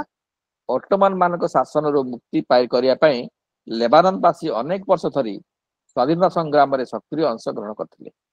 ଲେବାନନରେ ଏହି ପାର୍ବତ୍ୟାଞ୍ଚଳରେ ଅନେକ ବିଦେଶୀ ଅନୁପ୍ରବେଶ କରି ବାଣିଜ୍ୟ ବ୍ୟବସାୟ କରୁଥିଲେ। ଏଠାରେ ବସତି ସ୍ଥାପନ କରୁଥିଲେ। ଫଳରେ ଏଠାରେ ନାନା ପ୍ରକାର ସାମାଜିକ, ଧାର୍ମିକ ତଥା ଅର୍ଥନୈତିକ ସମସ୍ୟା ମାନ ମୁଣ୍ଡ ଟେକୁଥିଲା। ମାରୋନାଇଟ ଖ୍ରୀଷ୍ଟିଆନ ଏବଂ ମୁସଲିମ ମାନଙ୍କ ମଧ୍ୟରେ ସମ୍ପର୍କ ଅତି ତିକ୍ତ ହୋଇ ଉଠିଥିଲା। ଧର୍ମ ବିବାଦ ଜନିତ ଗୋଷ୍ଠୀ କନ୍ଦଳରୁ ମାରୋନାଇଟ ଖ୍ରୀଷ୍ଟିଆନ ଗୋଷ୍ଠୀ ବିଜାନାଇଟ ଚର୍ଚ୍ଚରେ ଏକ ସମ୍ପ୍ରଦାୟଟିକୁ ଗଠନ କରିଥିଲେ। ସେଣ୍ଟ ଜନ ମାରୁନ ଏହି ସମ୍ପ୍ରଦାୟର ନେତା ଥିଲେ। ନିଜସ୍ୱ ଧାର୍ମିକ ଧାରାରେ ଏହି ସମ୍ପ୍ରଦାୟଟି ନିଷ୍ଠାପର ରହି କଠିନ ପରିସ୍ଥିତି ସମୂହକୁ ସାମ୍ନା କରି ତିଷ୍ଠି ରହିପାରିଥିଲା। ଖଲିଲ ଜିବ୍ରାନ ଜନ୍ମ ବେଳେ ତାଙ୍କ ମାତାଙ୍କ ବୟସ ଥିଲା ମାତ୍ର 30 ବର୍ଷ। ଜିବ୍ରାନ ଖଲିଲ ଜିବ୍ରାନ ଥିଲେ କାମିଲଙ୍କ ଦ୍ୱିତୀୟ ସ୍ୱାମୀ। ତାଙ୍କ ପ୍ରଥମ ସ୍ୱାମୀ ମରିଯାଇଥିଲେ। ବିବାହ ବୟସ ଉପସ୍ଥିତ ହୁଅନ୍ତେ କାମିଲେ ନିଜ ଆଗରୁ ଜଣଙ୍କ ସହିତ ବାହା ହେଇଥିଲେ, ତାଙ୍କ ନିଜ ସମ୍ପ୍ରଦାୟର। ଏବଂ ସେ ତାଙ୍କର ଆକ୍ସିडेଣ୍ଟ ରେ ମୃତ୍ୟୁବରଣ ତାଙ୍କର ହେଇଥିଲା। ପ୍ରଥମ ସ୍ୱାମୀଙ୍କ ଔରସରୁ ତାଙ୍କର ଗୋଟେ ପୁତ୍ର ସନ୍ତାନ ଥିଲା, ତା ନାଁ ଥିଲା ପିଟର। ପ୍ରଥମ ସ୍ୱାମୀଙ୍କ ମୃତ୍ୟୁ ପରେ କାମିଲେ ଯେତେବେଳେ ଜିବ୍ରାନ ଖଲିଲକୁ ବିବାହ କରିଥିଲେ ଏବଂ ଦ୍ୱିତୀୟ ସ୍ୱାମୀଙ୍କ ଔରସରୁ ଜନ୍ମ ହୋଇଥିଲେ ଖଲିଲ ଜିବ୍ରାନ ଆଉ 2ଟି କନ୍ୟା ସନ୍ତାନ। ପ୍ରଥମ ପୁଅ ପିଟରଙ୍କ ଠାରୁ ଖଲିଲ ଜିବ୍ରାନ ଥିଲେ 6 ବର୍ଷ ସାନ। ବଡ ଭଉଣୀ ଜିବ୍ରାନଙ୍କ ଠାରୁ 2 ବର୍ଷ ସାନ ଏବଂ ସବା ତଳ ଭଉଣୀ 4 ବର୍ଷ ସାନ। ସ୍ୱାମୀଙ୍କ ବେପରୁଆ ଜୀବନଶୈଳୀ ଯେ ଖଲିଲ ଜିବ୍ରାନ ଥିଲେ ଯିଏ ତା ସ୍ୱାମୀ, ସେ ଭାରି ବିପରୁଆ ଥିଲେ ଏବଂ ସେ ଦାୟିତ୍ୱହୀନ। ତେଣୁ କାମିଲେ 4 ସନ୍ତାନକୁ ନେଇ ଘୋର ଅଭାବ ଅନାଟନ ମଧ୍ୟରେ ଜୀବିକା ନିର୍ବାହ କରୁଥିଲେ। କାମିଲେ ନିଜ ସନ୍ତାନ ସନ୍ତତିକୁ ବହୁତ ଭଲ ପାଉଥିଲେ। ଈଶ୍ୱରଙ୍କ ଉପରେ ତାଙ୍କର ଗଭୀର ଭରସା ଥିଲା, କାରଣ ସେ ଚର୍ଚ୍ଚକୁ ଯାଉଥିଲେ, ଚର୍ଚ୍ଚରେ ପୂଜା ଉପାସନା କରୁଥିଲେ, ସେଠୁ ଧର୍ମୀୟ ବାର୍ତ୍ତା ଶୁଣୁଥିଲେ, ନିଜର ହୃଦୟକୁ ସେ ଅନୁସାରେ ସେବା ମନୋବୃତ୍ତି ରଖୁଥିଲେ। କିନ୍ତୁ ପିଲାମାନଙ୍କୁ ଚଳେଇବା, ଭରଣ ପୋଷଣ କରିବା ପାଇଁ ତାଙ୍କ ପାଖରେ ପଇସା ପତ୍ର ନଥିଲା। ଏଠି ସେଠି କାମ କରୁଥିଲେ, ଚର୍ଚ୍ଚରେ ବି କାମ କରୁଥିଲେ ଏବଂ ସେ ତାଙ୍କର ସେ ଭେରି ଥିନ୍, କ୍ଷୀଣାଙ୍ଗୀ ଥିଲେ, ବିଚକ୍ଷଣ ଥିଲେ, ବୁଦ୍ଧିମତୀ ଥିଲେ। କିନ୍ତୁ ତାଙ୍କ ମୁଖମଣ୍ଡଳରେ ସବୁବେଳେ ସବୁ ଅଭାବ ଅନାଟନ ଭିତରେ ବି ପିଲାମାନଙ୍କ ପାଇଁ ସ୍ନେହ, ଶ୍ରଦ୍ଧା, ଲାଳିତ୍ୟ ସବୁ ଭର୍ତ୍ତି ହେଇଥିଲା। ଏବଂ ମୁଁ ତାକୁ କହିଛି ଆଗରୁ ଧର୍ମପରାୟଣ ଥିଲେ। ତେଣୁ ତାଙ୍କ ପାଖରେ କୌଣସି ଆନୁଷ୍ଠାନିକ ଶିକ୍ଷାଗତ ଯୋଗ୍ୟତା ନଥିଲା ସେତେବେଳେ, କାରଣ ନାରୀ ଶିକ୍ଷାକୁ ସେଠି ଆଦୌ ଗୁରୁତ୍ୱ ଦିଆନଥିଲା। ଶିକ୍ଷାଗତ ଯୋଗ୍ୟତା ନଥିଲେ ବି କାମିଲଙ୍କ ଧୀ ଶକ୍ତି କୌଣସିଥିରେ ଉଣା ନଥିଲା। ପ୍ରଥମ ବିବାହ ପୂର୍ବରୁ କାମିଲେ ମାରୋନାଇଟ ଖ୍ରୀଷ୍ଟିଆନ ଧର୍ମ ଅନୁସାରେ ନିଜ ଜୀବନକୁ ଅତି ଶୃଙ୍ଖଳିତ କରି ଗଢି ତୋଳିଲେ। ଉତ୍ତର ଲେବାନନରେ ସେଣ୍ଟ ସଲୋମନ ସେ କିଛି ଦିନ ନନ୍ ଭାବରେ ସେଠି କାମ କରୁଥିଲେ ଚର୍ଚ୍ଚରେ। ଏବଂ ତାପରେ ଆଧ୍ୟାତ୍ମିକ ଚିନ୍ତନ, ସମାଜ, ସନ୍ତାନ ବତ୍ସଳତା, ମାତୃ ସ୍ନେହ, ମାରୋନାଇଟ ଖ୍ରୀଷ୍ଟିଆନ ଧର୍ମର ପ୍ରଭାବ ଖଲିଲ ଜିବ୍ରାନଙ୍କ ସମଗ୍ର ଜୀବନକୁ ଶ୍ରୀମନ୍ତ କରିବାର ଥିଲା କେବଳ ମା କାମିଲଙ୍କ ପାଇଁ। ପିଲାଙ୍କ ଜୀବନ କିପରି ଗଢି ତୋଳିବେ ସେଥିପାଇଁ ସେ ସଦାସର୍ବଦା ସ୍ୱପ୍ନ ଦେଖୁଥିଲେ ଏବଂ ସେହି ସ୍ୱପ୍ନକୁ ସାକାର କରିବା ପାଇଁ ତାଙ୍କର ମାତୃ ହୃଦୟଟି ସର୍ବଦା ନିବେଦିତ ହୋଇ ରହିଥିଲା। ଏବଂ କାମିଲେ ଉଭୟ ଆରବୀ ଓ ଫରାସୀ ଭାଷାରେ ସ୍ପଷ୍ଟ ଭାବରେ କଥାବାର୍ତ୍ତା କରିପାରୁଥିଲେ। କଳା ଓ ସଙ୍ଗୀତ ଉପରେ ତାଙ୍କର ଖୁବ୍ ଦଖଲ ଥିଲା। ଲେବାନନର ଅନେକ ଲୋକକଥା ତଥା ବାଇବେଲରୁ ଅନେକ କାହାଣୀ ଶୁଣାଇ କାମିଲେ ପୁତ୍ର ଜୀବାନଙ୍କ ଭାବରାଇଜକୁ ଦିଗନ୍ତ ବିସ୍ତାର କରିଦେଉଥିଲେ। ନିଜ ମାଙ୍କ ଉଦ୍ଦେଶ୍ୟରେ ଖଲିଲ ଜିବ୍ରାନ ମନ୍ତବ୍ୟ ଦେଇ ଲେଖିଛନ୍ତି, ମୋ ମାଙ୍କ ପାଇଁ ମୋ ଆନ୍ତର ସତ୍ତାଟିକୁ ମୁଁ ଆବିଷ୍କାର କରିପାରିଛି। ତାଙ୍କର ଗୋଟେ ବହି ଅଛି ବ୍ରୋକନ ୱିଙ୍ଗ, ଭଗ୍ନ ପକ୍ଷ। ସେଥିରେ ସେ ମାଙ୍କ ପାଇଁ ଗୋଟେ ଲେଖିଛନ୍ତି, ତାଙ୍କର ପ୍ରଥମ ଉପନ୍ୟାସ। ଆରବୀୟ ଭାଷାରେ ତାଙ୍କର ପ୍ରଥମ କ୍ଷୁଦ୍ର ଉପନ୍ୟାସ ବ୍ରୋକନ ୱିଙ୍ଗ ବା ଭଗ୍ନ ପକ୍ଷ। ସେଥିରେ ସେ ମାତୃପ୍ରେମ ଓ ମାତୃଭକ୍ତିରେ ଭାବ ପରିପୁଷ୍ଟ ହୋଇଛି ଏବଂ ସେ କବିତାରେ ପଦେ ପଦେ ଗୋଟିଏ କଥା ଫୁଟି ଉଠିଛି, ମାଟି ମୋର କେଡେ ନିଜର ତାପରି କେହି ନାହିଁ। ଏବଂ କବିତାର ମର୍ମାର୍ଥ ଏହିପରି, ସବୁ ମଣିଷଙ୍କ ଓଠରୁ ନିଃସୃତ ହେଉଥିବା ସୁନ୍ଦରତମ ଶବ୍ଦଟି ହେଉଛି ମା। ସବୁଠାରୁ ସୁନ୍ଦର ଡାକ ହେଉଛି ମା। ମା ଶବ୍ଦ ମଧ୍ୟରେ ରହିଛି ଆଶା ଓ ପ୍ରେମ। ଏହି ମଧୁମୟ ଶବ୍ଦଟି ନିର୍ଝରି ଆସିଛି ହୃଦୟ କନ୍ଦରରୁ। ମା ହେଉଛି ସବୁକିଛି। ଦୁଃଖରେ ମା ଦେଇଥାଏ ସାନ୍ତ୍ୱନା, ଦୟନୀୟ ଅବସ୍ଥାରେ ମା ହିଁ ସାହା ଭରସା। ଆମ ଦୁର୍ବଳ ମୁହୂର୍ତ୍ତରେ ମା ଆମର ଦମ୍ଭ, ପ୍ରେମ, ଶକ୍ତି, ସହାନୁଭୂତି ଓ କ୍ଷମାର ଉତ୍ସ ହେଉଛି ମା। ଖଲିଲ ଜିବ୍ରାନଙ୍କ ବାପା ଥିଲେ ଜଣେ ଆଦାୟକାରୀ, କର ଆଦାୟକାରୀ, ବିସାରେ ଥିଲେ କର ଆଦାୟକାରୀ। ତାଙ୍କର ଭାରି ବଳଶାଳୀ ସେ ବହୁତ ଥିଲେ, ବପୁଧାରୀ, ସୁନ୍ଦର ଆକର୍ଷଣ ଚେହେରା। ବେଶୀ ପାଠ ପଢିନଥିଲେ କିନ୍ତୁ ତାଙ୍କର ଗୋଟେ ସାଂଗଠନିକ କ୍ଷମତା ବହୁତ ଥିଲା। ଶିକ୍ଷାଗତ ସୁବିଧା ବହୁତ କମ ଥିଲା, ରୋଜଗାର ବହୁତ କମ ଥିଲେ ମଧ୍ୟ ଦିଲଦାରିଆ ଆଉ ବଦଖର୍ଚ୍ଚୀ, ମଦ୍ୟପାନ, ଜୁଆ ଖେଳରେ ସେ ଅଧିକାଂଶ ସମୟ ଲିପ୍ତ ରହୁଥିଲେ। ବିସାରୀର ଲୋକମାନେ ଖଲିଲ ଜିବ୍ରାନଙ୍କୁ ଜଣେ ପୁରୁଷ ପୁଙ୍ଗ ଭାବରେ ବିବେଚନା କରୁଥିଲେ। ମାତ୍ର ପରିବାର ମଧ୍ୟରେ କେହି ଏହି ଜିବ୍ରାନଙ୍କ ସହ ମାନେ ତାଙ୍କ ବାପାଙ୍କ ସହ କେହି ଏକାଠି ରହିବାକୁ ପସନ୍ଦ କରୁନଥିଲେ। ତାଙ୍କ ସହ ଚଳିବା ଦୁର୍ବିଷହ ହୋଇପଡୁଥିଲା। ପିତାଙ୍କର ଶକ୍ତିମାନ ଶରୀର, ସମାଜରେ ତାଙ୍କର ପ୍ରତିପତ୍ତି, ସାଧାରଣ ଲୋକଙ୍କ ଉପରେ ତାଙ୍କର ଚମତ୍କାର ପ୍ରଭାବ। ଖଲିଲ ସେ ସବୁ ପ୍ରଶଂସା କରୁଛନ୍ତି ବାପାଙ୍କୁ, କିନ୍ତୁ ପିତାଙ୍କ ସହ ତାଙ୍କର ସମ୍ପର୍କ ଆଦୌ ଭଲ ନଥିଲା। ପିତାଙ୍କର ସ୍ୱେଚ୍ଛାଚାରିତାକୁ ସେ ଘୃଣା କରୁଥିଲେ ଏବଂ ଏହା ତାଙ୍କ ପାଇଁ ଅସହ୍ୟ ଥିଲା। ତାଙ୍କର ସୃଜନଶୀଳ ତଥା ଭାବୁକ ସ୍ୱଭାବ ପ୍ରକୃତିର ମାନେ ତାଙ୍କ ପିତାଙ୍କର ପରିପନ୍ଥୀ ଥିଲା। ପିତାଙ୍କ ବେପରୁଆ ତଥା ଖାମଖିଆଲି ଜୀବନଶୈଳୀ ସମଗ୍ର ପରିବାରକୁ ଦାରିଦ୍ର୍ୟର କଷାଘାତ ମଧ୍ୟ ଠେଲି ଦେଇଥିଲା। ଲେବାନନ ପର୍ବତମାଳାର କମନୀୟ ପ୍ରାକୃତିକ ସୌନ୍ଦର୍ଯ୍ୟ ଶିଶୁ ଖଲିଲ ଜିବ୍ରାଙ୍କ ମନ ଓ ପ୍ରାଣକୁ ଉତ୍ତୋଳିତ କରି ରଖିଥିଲା, ଆତ୍ମାର ଅନୁସ୍ପର୍ଶନ ଲଗାଇ ଦେଉଥିଲା। ମାତ୍ର ଏହି ସମୟରେ ମାତା କାମିରେ ପିଲାମାନଙ୍କ ଭରଣ ପୋଷଣ କିପରି କରିବେ ସେଥିପାଇଁ ଦିବାରାତ୍ର ଘାରି ହେଉଥିଲେ। ଦୃଢ ଈଶ୍ୱର ବିଶ୍ୱାସୀ ଥିଲା ତାଙ୍କ ପାଇଁ ଏକମାତ୍ର ସାହା ଭରସା। ପଙ୍କ ମଧ୍ୟରୁ ପଙ୍କଜର କମନୀୟ ରୂପ ଫୁଟି ଉଠିଲା ପରି ଦୁଃଖ ଯନ୍ତ୍ରଣା ଦଗ୍ଧ ପାରିବାରିକ ପରିବେଷ୍ଟନୀ ମଧ୍ୟରୁ ବିଶ୍ୱବିଦିତ କବି, ଚିତ୍ରଶିଳ୍ପୀ, ଦାର୍ଶନିକ ତଥା ଧର୍ମ ପ୍ରବର୍ତ୍ତକ ଖଲିଲ ଜିବ୍ରାନଙ୍କର ଆବିର୍ଭାବ ହୋଇଥିଲା ଏଇଭଳିଆ ଏକ ପରିବେଶ ଭିତରେ।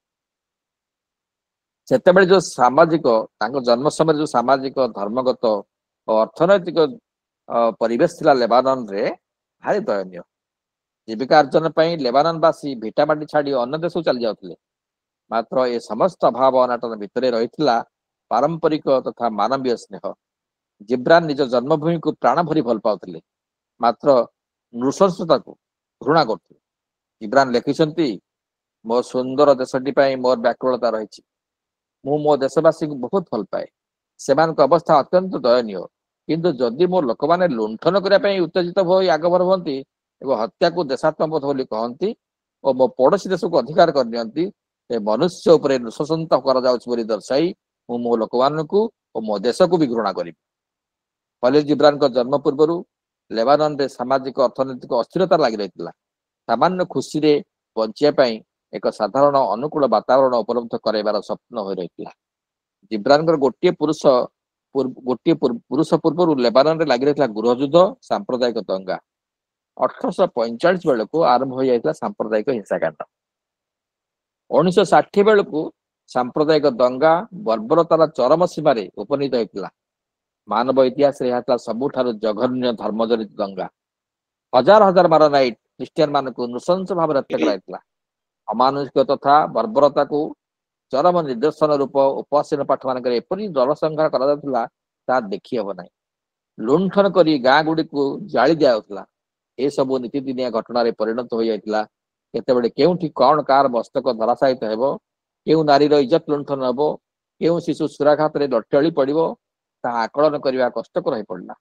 ସତେଜ ଏସବୁ ତୁମ ଚକ୍ଷୁ ସମ୍ମୁଖରେ ହଠାତ୍ ଘଟିଯିବ, ମାତ୍ର ତୁମେ ନୀରବରେ କେବେ ବି କିଛି କରିପାରିବ ନାହିଁ। ଏହିପରି ବର୍ବରତାର ଫଳସ୍ୱରୂପ ଅନେକ ଖ୍ରୀଷ୍ଟିଆନ ପରିବାର ବାସଚ୍ୟୁତ ହୋଇଗଲେ। ଆଶ୍ରାହୀନ ମାନଙ୍କର ସଂଖ୍ୟା ହୁ ହୁ ହୋଇ ବଢିଲା।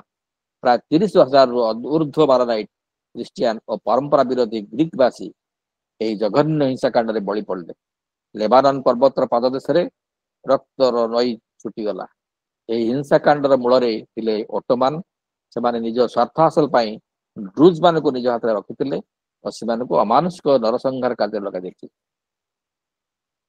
ସେ ସମୟରେ ଯୋଉ ସାମାଜିକ ରାଜନୈତିକ ବାତାବରଣଟି ଉପରେ ଆମେ କିଛି ଅବଧାରଣା ପାଇଁ ଡ୍ରୁଜ ଓ ଓଟୋମାନ ମାନଙ୍କ ସମ୍ପର୍କରେ କିଛି ଧାରଣା ରହିବା ଦରକାର। ଆମେ ବୁଝିବା ଦରକାର ସେ କଣ କରୁଥିଲେ।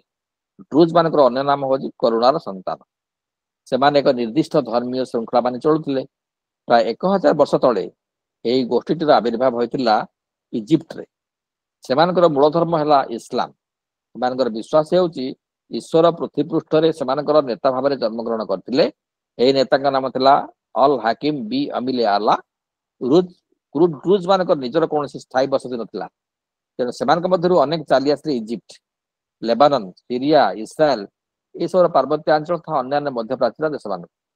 ଡ୍ରୁଜ ଗୋଷ୍ଠୀରେ ପ୍ରଥମେ ମୁଖ୍ୟତଃ ଆରବୀ ମାନେ ଥିଲେ। ପରେ ଇରାନ, କୁର୍ଦିଶ ଓ ୟୁରୋପୀୟ ବଂଶୋଦ୍ଭବ ମାନେ ଏହି ଗୋଷ୍ଠୀରେ ସାମିଲ ହେଲେ। ଆଇନଗତ କାର୍ଯ୍ୟାନୁଷ୍ଠାନ ହେବା ଭୟରେ ଡ୍ରୁଜ ମାନେ ସେମାନଙ୍କର ଧର୍ମୀୟ ବିଶ୍ୱାସ ଓ ପରମ୍ପରାକୁ ଅନ୍ୟମାନଙ୍କ ଆଗରେ ପ୍ରକାଶ କରୁନଥିଲେ। ସେମାନେ ନିଜେ ନିଜ ସମ୍ପ୍ରଦାୟ ମଧ୍ୟରେ ସବୁ କଥାକୁ ଲୁଚେଇକି ରଖୁଥିଲେ। ସେମାନଙ୍କ ସାମାଜିକ ଚିନ୍ତାଧାରାରେ ଥିଲା ସୁଦୂର ପ୍ରସାରୀ ପରିବର୍ତ୍ତନଶୀଳତା। ନାରୀ ପୁରୁଷ ସମାନ। ସେମାନଙ୍କର ଏଇଟା ବଡ କଥା ଥିଲା ତାଙ୍କର। ନାରୀ ପୁରୁଷ ସମାନ, ଦାସତ୍ୱ ପ୍ରଥାର ବିଲୋପ, ରାଷ୍ଟ୍ର ଠାରୁ ଚର୍ଚ୍ଚ ପୃଥକ, ଏହା ଥିଲା ଡ୍ରୁଜ ମାନଙ୍କର ମୌଳିକ ତଥା ବିପ୍ଳବାତ୍ମକ ଚିନ୍ତାଧାରା। ଆକଳନରୁ ଜଣାଯାଏ ସାରା ପୃଥିବୀରେ 70 ଲକ୍ଷରୁ 2 ଲକ୍ଷ ପାଖାପାଖି ଡ୍ରୁଜ ସମ୍ପ୍ରଦାୟର ଲୋକ ଅଛନ୍ତି। 1930 ମସିହା ଠାରୁ କୌଣସି ଆନୁଷ୍ଠାନିକ ଜନଗଣନା କରାଯାଏ ନାହିଁ। ତେଣୁ କହିହେବ ନାହିଁ ସେମାନଙ୍କ ପ୍ରକୃତ ସଂଖ୍ୟା କେତେ। କିନ୍ତୁ ସେମାନେ ଧର୍ମ ସଂକ୍ରାନ୍ତୀୟ ବିଚାରଧାରା ଠାରୁ ଅନ୍ୟମାନଙ୍କ ଠାରୁ ଦୂରେଇ ରହୁଥିବାରୁ ଡ୍ରୁଜ ମାନେ ଏପର୍ଯ୍ୟନ୍ତ ପ୍ରକୃତରେ ତିଷ୍ଠି ରହିଛନ୍ତି। ତାଙ୍କ ଭିତରେ ଏପର୍ଯ୍ୟନ୍ତ ଧର୍ମୀୟ ଗଣ୍ଡଗୋଳ ହଉନାହିଁ। ପାରମ୍ପରିକ ଭାବରେ ଡ୍ରୁଜ ମାନେ ଥିଲେ ଚାଷୀ, ଅଲିଭ ଚାଷ, ଫଳ ବଗିଚା ତାଙ୍କର ମୁଖ୍ୟ କୃଷି। ଯଦି କେଉଁଠି କଂସେଇଖାନା ନଥାଏ ତେବେ ସେମାନେ ମାଂସ ପାଇଁ ମୁସଲମାନଙ୍କ ପରି ତଣ୍ଟି କାଟି ପଶୁ ମାରନ୍ତି। ପଶୁ କଟା ହେବା ଦିନ ସେମାନେ ସେଇ ମାଂସ ଖାଆନ୍ତି। ବିଶେଷ ଭାବରେ ସେମାନେ ମେଣ୍ଢା ମାଂସ ପସନ୍ଦ କରନ୍ତି। ମେଣ୍ଢା ମାଂସଟା ସେମାନେ କୁକୁଡ଼ା ମାଂସ, ଗୋରୁ ମାଂସ ମଧ୍ୟ ଖାଇଥାନ୍ତି। ନିଜ ପରିବାର, ବନ୍ଧୁ ପରିଜନକୁ ମଧ୍ୟରେ ସେମାନଙ୍କ ପାଇଁ ସୀମିତ ରହିଥାଏ। ସେମାନେ ଆତିଥ୍ୟକୁ ଯଥେଷ୍ଟ ପ୍ରାଧାନ୍ୟ ଦେଇଥାନ୍ତି। ଡ୍ରୁଜ ମାନେ ସେମାନଙ୍କର ଉଦାର ଭାବ ପାଇଁ ବେଶ ଜଣାଶୁଣା। ବିଧବା, ନିରାଶ୍ରୟୀ ତଥା ଅନାଥ ଶିଶୁମାନଙ୍କ ପ୍ରତି ସେମାନେ ଖୁବ୍ ଯତ୍ନଶୀଳ। ଯଦି କୌଣସି ବଡ଼ ପରିବାର ଲୋକେ କାହାର ଯତ୍ନ ନେବା ପାଇଁ ଅକ୍ଷମ ହୁଅନ୍ତି ତେବେ ଗୋଷ୍ଠୀ ସେହି ବ୍ୟକ୍ତିର ଯତ୍ନ ନେଇଥାଏ। ଡ୍ରୁଜ ମାନଙ୍କର ଏକ ପ୍ରଭାବ ଅଛି, ପ୍ରବାଦ ଗୋଟେ ତାଙ୍କର ଅଛି, ଯାହାକି ସେମାନଙ୍କର ବିଚକ୍ଷଣତା ଓ ନିର୍ଭୀକତା ପରିଚୟ ଦେଇଥାଏ। ବୁଦ୍ଧି ହିଁ ସମସ୍ତଙ୍କ ଉପରେ, ତୁମ ହାତରେ ରହିଛି କଲମ, ଲେଖି ଚାଲ, କାହାକୁ ଭୟ କର ନାହିଁ। ଏହା ଥିଲା ତାଙ୍କର ଗୋଟେ ମୂଳ ମନ୍ତ୍ର ଭଳିଆ। ବୁଦ୍ଧି ହିଁ ସମସ୍ତଙ୍କ ଉପରେ, ତୁମ ହାତରେ ରହିଛି କଲମ, ଲେଖି ଚାଲ, କାହାକୁ ଭୟ କର ନାହିଁ। ଡ୍ରୁଜ ମାନଙ୍କର ସଂଗ୍ରାମ ସଙ୍ଗୀତ ସେମାନଙ୍କର ଯୋଦ୍ଧୃଭାବର ପରିଚୟ ଦେଇଥାଏ। ଏ ସବୁ ଗୁଡାକ ମୁଁ କାହିଁକି କହୁଛି ନା, ଏ ସବୁ ସେଇ ପରିବେଶ ଭିତରେ ଥିଲା ଭିତରେ ଖଲିଲ ଜିବ୍ରାଙ୍କ ଉପରେ ବହୁତ ପ୍ରଭାବ ପକାଉଥିଲା। ଆମେ ହଉଛୁ ମାରୁଫୁଙ୍କ ସନ୍ତାନ। ଆମ ପ୍ରସ୍ତରେ ରହିଛି ଆମ ପୁଣ୍ୟ ସ୍ଥାନ। ଆମ ବର୍ଷାରେ କଳଙ୍କି ଲାଗିଗଲେ ଆମେ ତାକୁ ଶତ୍ରୁ ରକ୍ତରେ ଉଜ୍ଜଳ କରିଥାଉ। ମାନେ ତାଙ୍କ ଯୋଉ ଗୋଷ୍ଠୀ ଭାବଟା ଥାଏ, ସେ ଗୋଷ୍ଠୀ ଭାବ ଭିତରେ ଏଇଭଳିଆ ଉତ୍ତେଜନା ମୂଳକ, ପ୍ରେରଣାଦାୟକ ବାଣୀ, ମେସେଜ ସବୁ ରହୁଥିଲା। ପୃଥିବୀର ବିଭିନ୍ନ ଦେଶରେ ଡ୍ରୁଜ ମାନେ ବସବାସ କରୁଥିଲେ ମଧ୍ୟ ସେମାନଙ୍କର ଗୋଟିଏ ପତାକା ମଧ୍ୟରେ ନିଜର ଏକତା ପରିଚୟ ଦେଇଥାନ୍ତି। ଏହି ପତାକାରେ ଅଛି 5ଟି ରଙ୍ଗ, ଯାହାକି 5 ଜଣ ଧର୍ମ, 5 ପର୍ବତଙ୍କ ପ୍ରତୀକ ଅଟେ। ପତାକାର ଉଡନ୍ତା ଭାଗରେ ଅଛି ସବୁଜ ତ୍ରିଭୁଜ, ଆଉ 4 ରଙ୍ଗରେ 4ଟି ଧାଡି, ଯଥା ଲାଲ, ହଳଦିଆ, ନୀଳ, ଶ୍ଵେତବର୍ଣ୍ଣ। ଏମିତି ବିଭିନ୍ନ ଅର୍ଥ ଅଛି। ଲାଲ ରଙ୍ଗର ଅର୍ଥ ହୃଦୟ, ମାନବ ସମାଜ ପ୍ରେମ। ସବୁଜ ରଙ୍ଗର ଅର୍ଥ ଚାଷୀ ଓ ଜୀବନ। ନୀଳ ରଙ୍ଗର ଅଛି ଆକାଶ, ବିଶ୍ୱାସ। ହଳଦିଆ ରଙ୍ଗର ଅର୍ଥ ସୂର୍ଯ୍ୟ, ଗହମ। ମାନେ ଯାହା ସମାଜ ସହିତ, ନିଜ ଜୀବନ ସହିତ ସମ୍ପୃକ୍ତ ସେଇଭଳିଆ ଜିନିଷ ତାଙ୍କର ସେ ପତାକାର ଅର୍ଥ ହେଇଛି। ଶ୍ଵେତ ରଙ୍ଗର ଅର୍ଥ ବାୟୁ ଓ ପବିତ୍ରତା। ଲେବାନନର ଯୋଉ ପ୍ରାଚ୍ୟ ପାଶ୍ଚାତ୍ୟର ମିଳନଶୀଳ, ଏଇଟା ମନେ ରଖିବାକୁ ପଡିବ ଯେ ଲେବାନନ ଯୋଉଟା ଅବସ୍ଥିତ ସେଇଟା ପ୍ରାଚ୍ୟ ପାଶ୍ଚାତ୍ୟର ମଝି ଜାଗା, ତାର ଗୋଟେ ମିଳନସ୍ଥଳୀ। ଏବଂ ଏଠାରେ ଡ୍ରୁଜ ମାନଙ୍କ ବ୍ୟତୀତ ଅନ୍ୟ ଧର୍ମ ସମ୍ପ୍ରଦାୟର ଦେଶୀ ବିଦେଶୀ ସମସ୍ତେ ବାସ କରୁଥିଲେ। ଏମାନଙ୍କ ଭିତରେ ଥିଲେ ଶିଖ, ସୁନ୍ନି, ମୁସଲମାନ, ଗ୍ରୀକ, ସିରିଆର କାଥୋଲିକ, ପରମ୍ପରା ଧର୍ମୀ ଗୋଷ୍ଠୀ, ଆର୍ମେନିୟ, ଜିରିଆ, କାଲ୍ଡି, କେତେ ଲୋକ ଥିଲେ। 1940 ମସିହା ପର୍ଯ୍ୟନ୍ତ ସବୁ ଧର୍ମ ମଧ୍ୟରେ ଥିଲା ସମନ୍ୱୟ। ଅଟୋମାନ ମାନଙ୍କର ସାମ୍ରାଜ୍ୟ ବିସ୍ତୃତ ଥିଲା ହଙ୍ଗେରୀ ଠାରୁ ଆରମ୍ଭ କରି ଆରବ୍ୟ ଉପଦ୍ୱୀପ ଏବଂ ଉତ୍ତରରେ ଆଫ୍ରିକା ପର୍ଯ୍ୟନ୍ତ ପରିବ୍ୟାପ୍ତ ବିଶାଳ ଭୂଖଣ୍ଡରେ ସେମାନେ ଚାଲିତ କରୁଥିଲେ। ଏହି ସବୁ ଅଞ୍ଚଳ ଗୁଡିକ ମଧ୍ୟରେ ଲେବାନନ ଥିଲା ସର୍ବାଧୁନିକ, ସବୁଠାରୁ ଆଧୁନିକ। ଲେବାନନ ଯୋଉଠି ଜନ୍ମ ହୋଇଥିଲେ ଖଲିଲ ଜିବ୍ରାନ।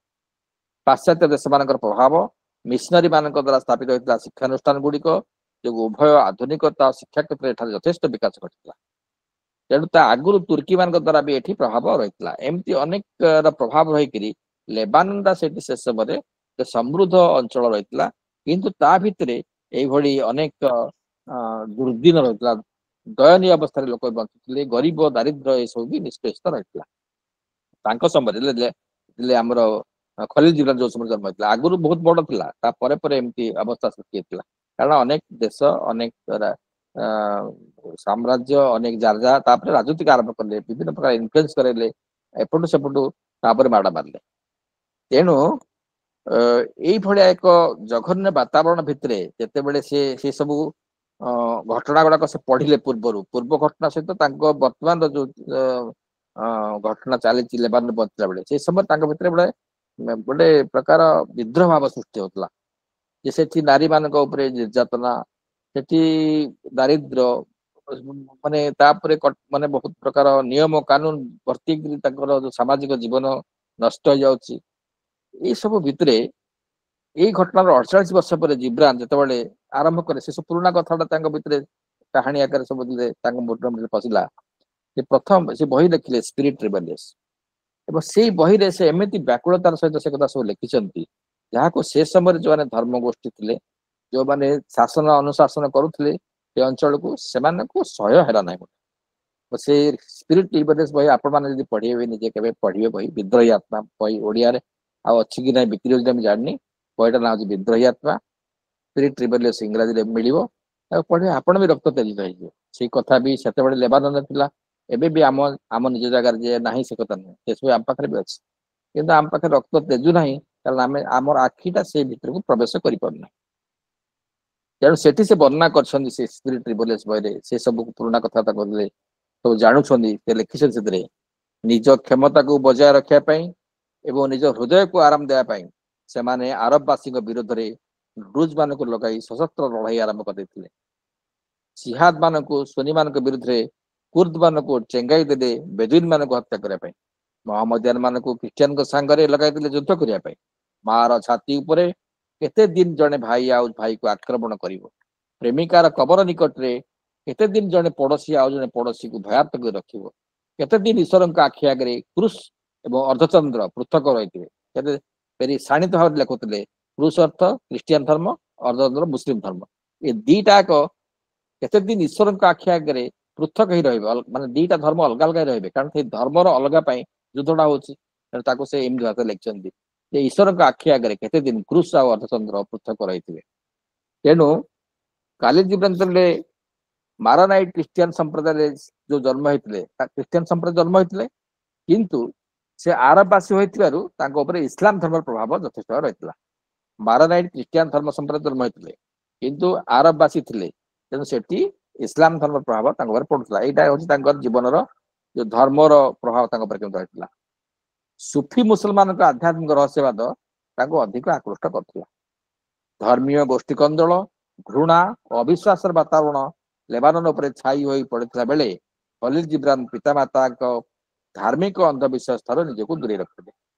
ଏ ସମ୍ବନ୍ଧରେ ଜିବ୍ରାନଙ୍କ ପରିବାର ଏକ କାହାଣୀ ଅଛି ଏବଂ ଯୋଉଟା ଏମିତିଆ ଯେ ସେ ତାଙ୍କ ପରିବାର ଗୋଟେ କାହାଣୀ ଖାଲି କହିଦଉଛି ଯେ ଅପରାହ୍ନ ସମୟ ସେଦିନ ଜଣେ ଅଜ୍ଞାତ ବାଳକ ଖଚର ଉପରେ ଚଢି ବିସାରୀ ଗାଁରେ ପହଞ୍ଚିଲା।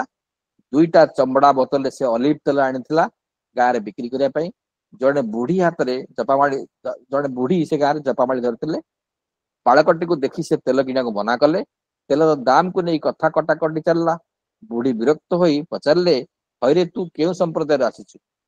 ବୁଢୀ ପିଲାଟି ଜାଣିଲେ ଯେ ସେ ପାରମ୍ପରିକ ଗ୍ରୀକ ସମ୍ପ୍ରଦାୟରୁ ଆସିଛି ଏକଥା ଜାଣି ସେ ପ୍ରଚଣ୍ଡ ରହିଗଲା।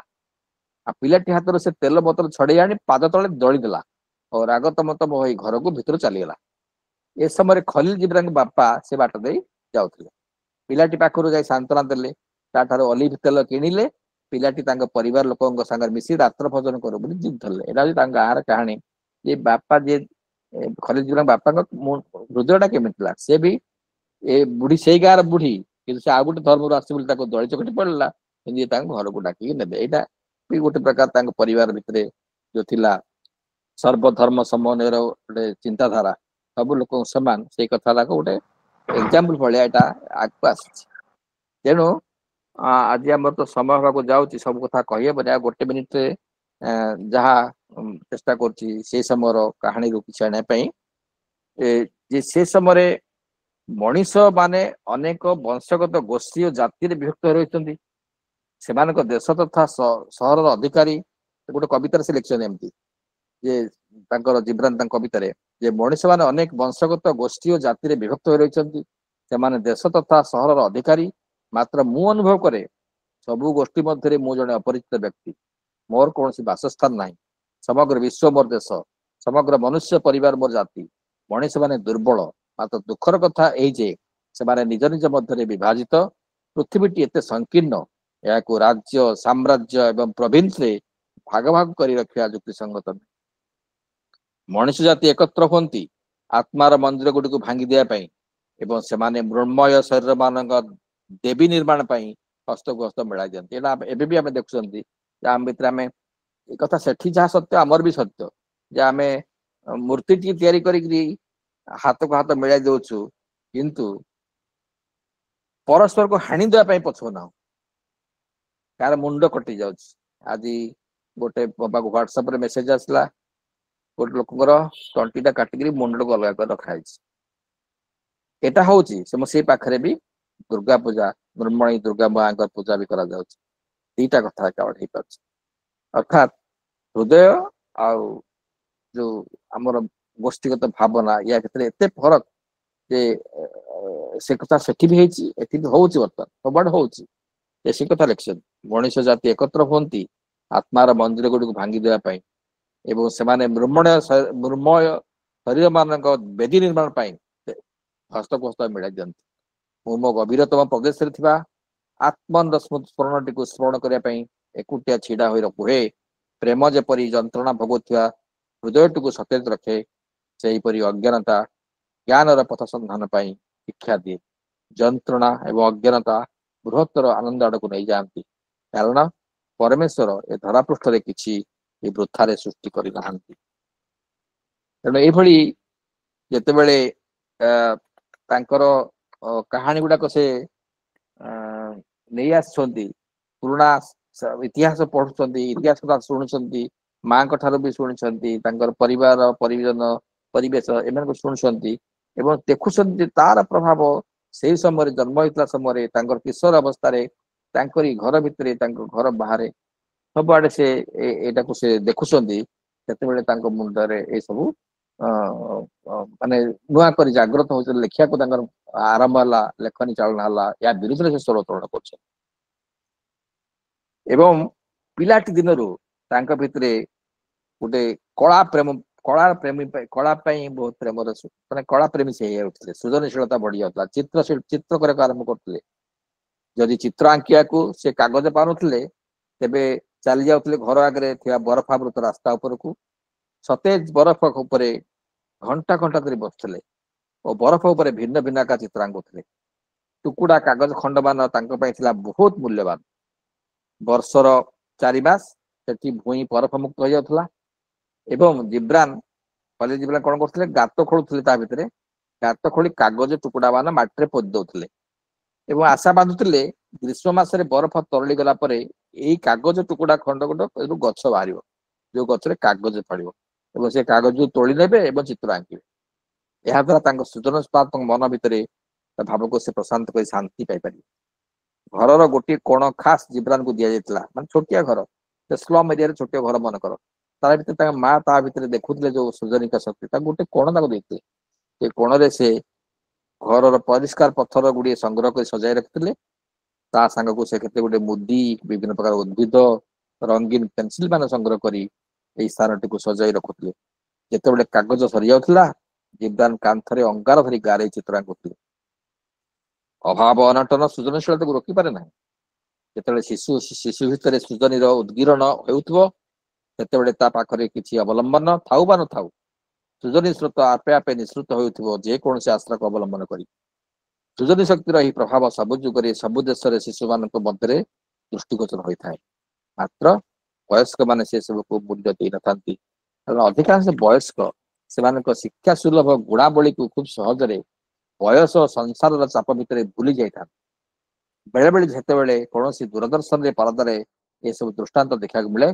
से विस्मय प्रकाश कर बयस मैंने कहते देख लो पिलाटी सतरे केड़े चमत्कार पिलाटी जिते आशा कर से कथा करने बापा मैंने अपोज करते समस्ते कहते पिलाटी बेकार होगा कि पिलार से चमत्कारिता सृजनशीलता से बहुत ऊपर उठी सागे से आम बोली पड़ू हाँ के बढ़िया कला आम पिलाटी एत बढ़िया गला कि सी निजर संघर्ष से बापा विरुद्ध जा समाज विरुद्ध जा पिता माता बुझीपारती शिक्षक भी बुझीपारती किंतु कामिले तो गरीब मो माँ पाखे आ कि आयुध नाला से पिला किसी अपोज कर पिलार कौन मुंड भितर पावना बासुची जानिया भी साहस होना कारण स्टोरी कहते एमती पत्थर टिके पेनसिल टे कौन टे काली टिके अंगार टिके एति बासना कौन कर ताहारी भितर सृजनशीलतार जो तीव्र तीव्रता रहूला तीव्र कम कह आस्पिरा रोला से मैंने जहाँ कह जन जन भितर गोटे तीव्र आग्रह केमी हम भगवान दे था ईश्वर दे था परिवेश नथिले भी से परिवेश भितर से मुंड टेक ठीक से हाँ से जिब्रान के भितर ये सृजनशीलता परिप्रकाश पाई आशा करे जीवन एमती अनेक रहस्य अच्छी अनेक लेखा से लिखिं अनेक कथा पर आम जापर आज जेहेतु समय हो गला मुझे बर्तमान बंद कर समस्त पूर्ण धन्यवाद जनाऊँ आज कार्यक्रम को मत डाक अशेष अशेष धन्यवाद सर आपणकर वक्तव्य आम बहु कथा अजना थिला आमे जानी नथिलु तेबे पुनर्बार परवर्ती समय आमे आपणकठू परवर्ती कथा शुणा चाहिए खलील ग्रीवान थिले कवि और दार्शनिक ଅଭାବୀ ଜୀବନ ତାଙ୍କୁ ଦାର୍ଶନିକ ସଜାଇଥିଲା। ଜୀବନ ସଂଘର୍ଷ ତାଙ୍କୁ ଜୀବନରେ ନୂଆ ଦିଶା ଦେଖେଇଥିଲା। ଦି ପ୍ରୋଫେଟ ରେ ଜୀବନ ମଣିଷ ଜୀବନର ସମ୍ବନ୍ଧ ସମ୍ପର୍କରେ ଅନେକ କଥା ସେ କହିଯାଇଛନ୍ତି। ଏହା 100ଟି ଭାଷାକୁ ଭାଷାନ୍ତର କରାଯାଇଛି। ଦି ଗାର୍ଡେନ ପ୍ରୋଫେଟ ରେ ମନୁଷ୍ୟ ସମ୍ବନ୍ଧର ଅନ୍ୱେଷଣ କଥା କହିଛନ୍ତି। ପୁନଶ୍ଚ ଦି ଡେଥ୍ ଅଫ ପ୍ୟାଟ୍ରିଅଟ ରେ ଈଶ୍ୱରଙ୍କ ସହିତ ମନୁଷ୍ୟର ସମ୍ବନ୍ଧ ସମ୍ପର୍କରେ କୁହାଯାଇଛି। ପ୍ରଥମେ ମଣିଷ ନିଜକୁ ଜାଣୁ, ପରେ ଈଶ୍ୱରଙ୍କୁ ଜାଣିବ। ଈଶ୍ୱର ଅପରିବର୍ତ୍ତନୀୟ ସର୍ବବ୍ୟାପକ ଆତ୍ମା। ମଣିଷ ନିଜର ବାସ୍ତବ ସ୍ୱରୂପକୁ ଅନୁସରଣ କରିବା ଉଚିତ। ମଣିଷ ସ୍ୱ ଆତ୍ମାରେ ଶାନ୍ତିରେ ବିଶ୍ରାମ କରୁ, ପରମାତ୍ମାଙ୍କ ସହିତ ଏକତ୍ୱ ଅନୁଭବ କରୁ। ସୁଖ ଆତ୍ମାର ସହଜାତ ପ୍ରବୃତ୍ତି। ମାନବର ସୁଖ ଅନ୍ୱେଷଣ ପ୍ରକୃତରେ ଆତ୍ମାର ଅନୁସନ୍ଧାନ। ଆତ୍ମା ଅମର, ତେଣୁ ଆତ୍ମାକୁ ଅନୁଭବ କରିଥିବା ବ୍ୟକ୍ତି ଆନନ୍ଦର ଅସରନ୍ତି ଭଣ୍ଡାର ଲାଭ କରେ। ଖଲିଲ ଗ୍ରିବାଲ 45 ବର୍ଷ ପ୍ରେରଣାଦାୟୀ ଜୀବନ, 48 ବର୍ଷ ପ୍ରେରଣାଦାୟୀ ଜୀବନ ବିରଳ ପ୍ରେମ ଓ ଦିବ୍ୟତାର ଦୃଷ୍ଟାନ୍ତ ଥିଲା। ସେ ପ୍ରେମ ଆଉ ଦିବ୍ୟତାର ଦୃଷ୍ଟାନ୍ତ ଆମେରିକାବାସୀଙ୍କୁ ନୈତିକତା ଏବଂ ଆତ୍ମ ସଂଯମ ଶିକ୍ଷା ଦେଇଥିଲେ। ପାଶ୍ଚାତ୍ୟ ଜଗତ ନିମିତ୍ତ ସେ ଜଣେ କେବଳ ଜ୍ଞାନୀ ବ୍ୟକ୍ତି ନଥିଲେ, ପ୍ରାଚ୍ୟ ପ୍ରଜ୍ଞାର ବିମୂର୍ତ୍ତ ରୂପ ଥିଲେ। ଦି ପ୍ରୋଫେଟ ପୁସ୍ତକଟି ଆମେରିକା ନୁହେଁ, ସମଗ୍ର ପୃଥିବୀ ପ୍ରତି ତାଙ୍କର ଅମୂଲ୍ୟ ଅବଦାନ। କବିଟିଏ ପ୍ରଥମେ ଦାର୍ଶନିକ, ପରେ କବି। ତାଙ୍କର କାବ୍ୟିକ ଓ ଦାର୍ଶନିକ ରଚନା ସମୂହର ଆତ୍ମିକ ବିଭବ ସମଗ୍ର ପୃଥିବୀ ନିମିତ୍ତ ପ୍ରଯୁଜ୍ୟ। ଜାତୀୟବାଦୀଙ୍କ ନିମିତ୍ତ ସେ ଥିଲେ ପ୍ରେରଣାର ଉତ୍ସ। ପରମାର୍ଥ ଦର୍ଶନ ଦ୍ୱାରା ସେ ପ୍ରଭାବିତ। ତାଙ୍କ ଚିତ୍ରକଳା ଲାଗି ସେ ପ୍ରସିଦ୍ଧ। ସେ ପୁଣି ଆରବୀ ସାହିତ୍ୟର ପ୍ରବକ୍ତା ଯୋଗୁଁ ସେ ଲେବାନନର ହିରୋ। ତାଙ୍କ ରଚନା ଓ କଳା ଯାହା ବିଶ୍ୱକୁ ଅନୁପ୍ରାଣିତ କରି ଆସୁଛି। ମୋର ବକ୍ତବ୍ୟ ଶେଷ କରୁଛି। ମୁଁ ସଂଯୋଜକ ବିଭୂତି ଭୂଷଣଙ୍କ ପାଖକୁ ଫେରି ଯାଉଛି। ଅଜସ୍ର ଧନ୍ୟବାଦ ସାର୍। ଯାହା ହଉ, ପରମ ସୌଭାଗ୍ୟର କଥା ଆମେ ମହାନ ଲେଖକ ଖଲିଲ ଜିବ୍ରାନଙ୍କ ଜୀବନକୁ, ତାଙ୍କ ଜୀବନର ବହୁ ଅଜଣା ତଥ୍ୟକୁ ଅତି ସୁନ୍ଦର ଆଉ ସାବଲୀଳ ଭାଷାରେ ଆମକୁ ଉପସ୍ଥାପିତ କରି ଆମମାନଙ୍କୁ ଅନୁଗୃହୀତ କରିଥିବାରୁ ଆମ ସ୍ୱାମୀ ବିବେକାନନ୍ଦ ଲୋକ ସଂସଦ ତରଫରୁ ଡକ୍ଟର ପ୍ରଧାନ ମହୋଦୟଙ୍କୁ ଅଜସ୍ର ଧନ୍ୟବାଦ ଅର୍ପଣ କରୁଛୁ। କାର୍ଯ୍ୟକ୍ରମର ଅନ୍ତିମ ପର୍ଯ୍ୟାୟରେ ମୁଁ ଧନ୍ୟବାଦ ଅର୍ପଣ କରିବା ପାଇଁ ଅନୁରୋଧ କରୁଛି ଅଧ୍ୟାପକ ନରେଶ ଚନ୍ଦ୍ର ମହାନ୍ତି ମହୋଦୟଙ୍କୁ। ନରେଶ ସାର୍। ସମସ୍ତଙ୍କୁ ସାର୍ ଟିକେ କହିପାରିବେ କି? ସାର୍ ଆଜ୍ଞା କିଛି କହିପାରିବି? ସାର୍ ଆଉ ସମୟ ଅଛି, ଯାହା 2 ମିନିଟ ଜମା। ୟା ପର ସମୟ କହିବେ ସାର୍। ଠିକ ଅଛି। ଆଜ୍ଞା।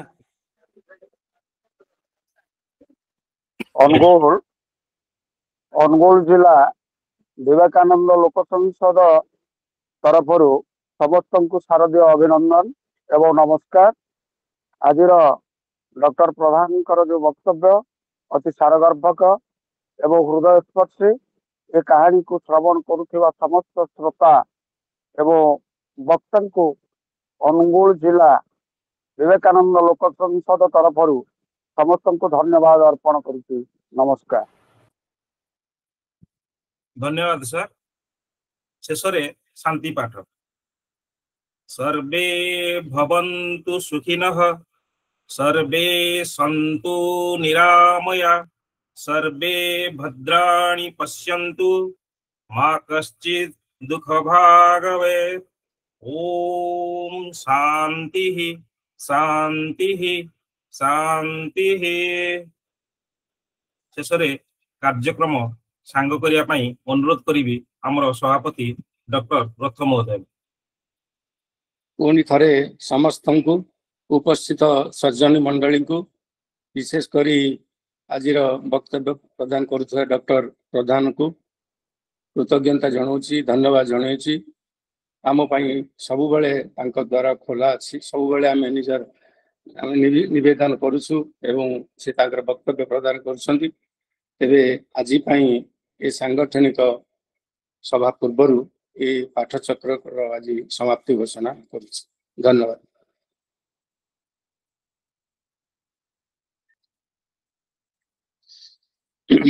ଏବେ ପୁଣି ଥରେ ଅନୁଗୁଳ ଜିଲ୍ଲାର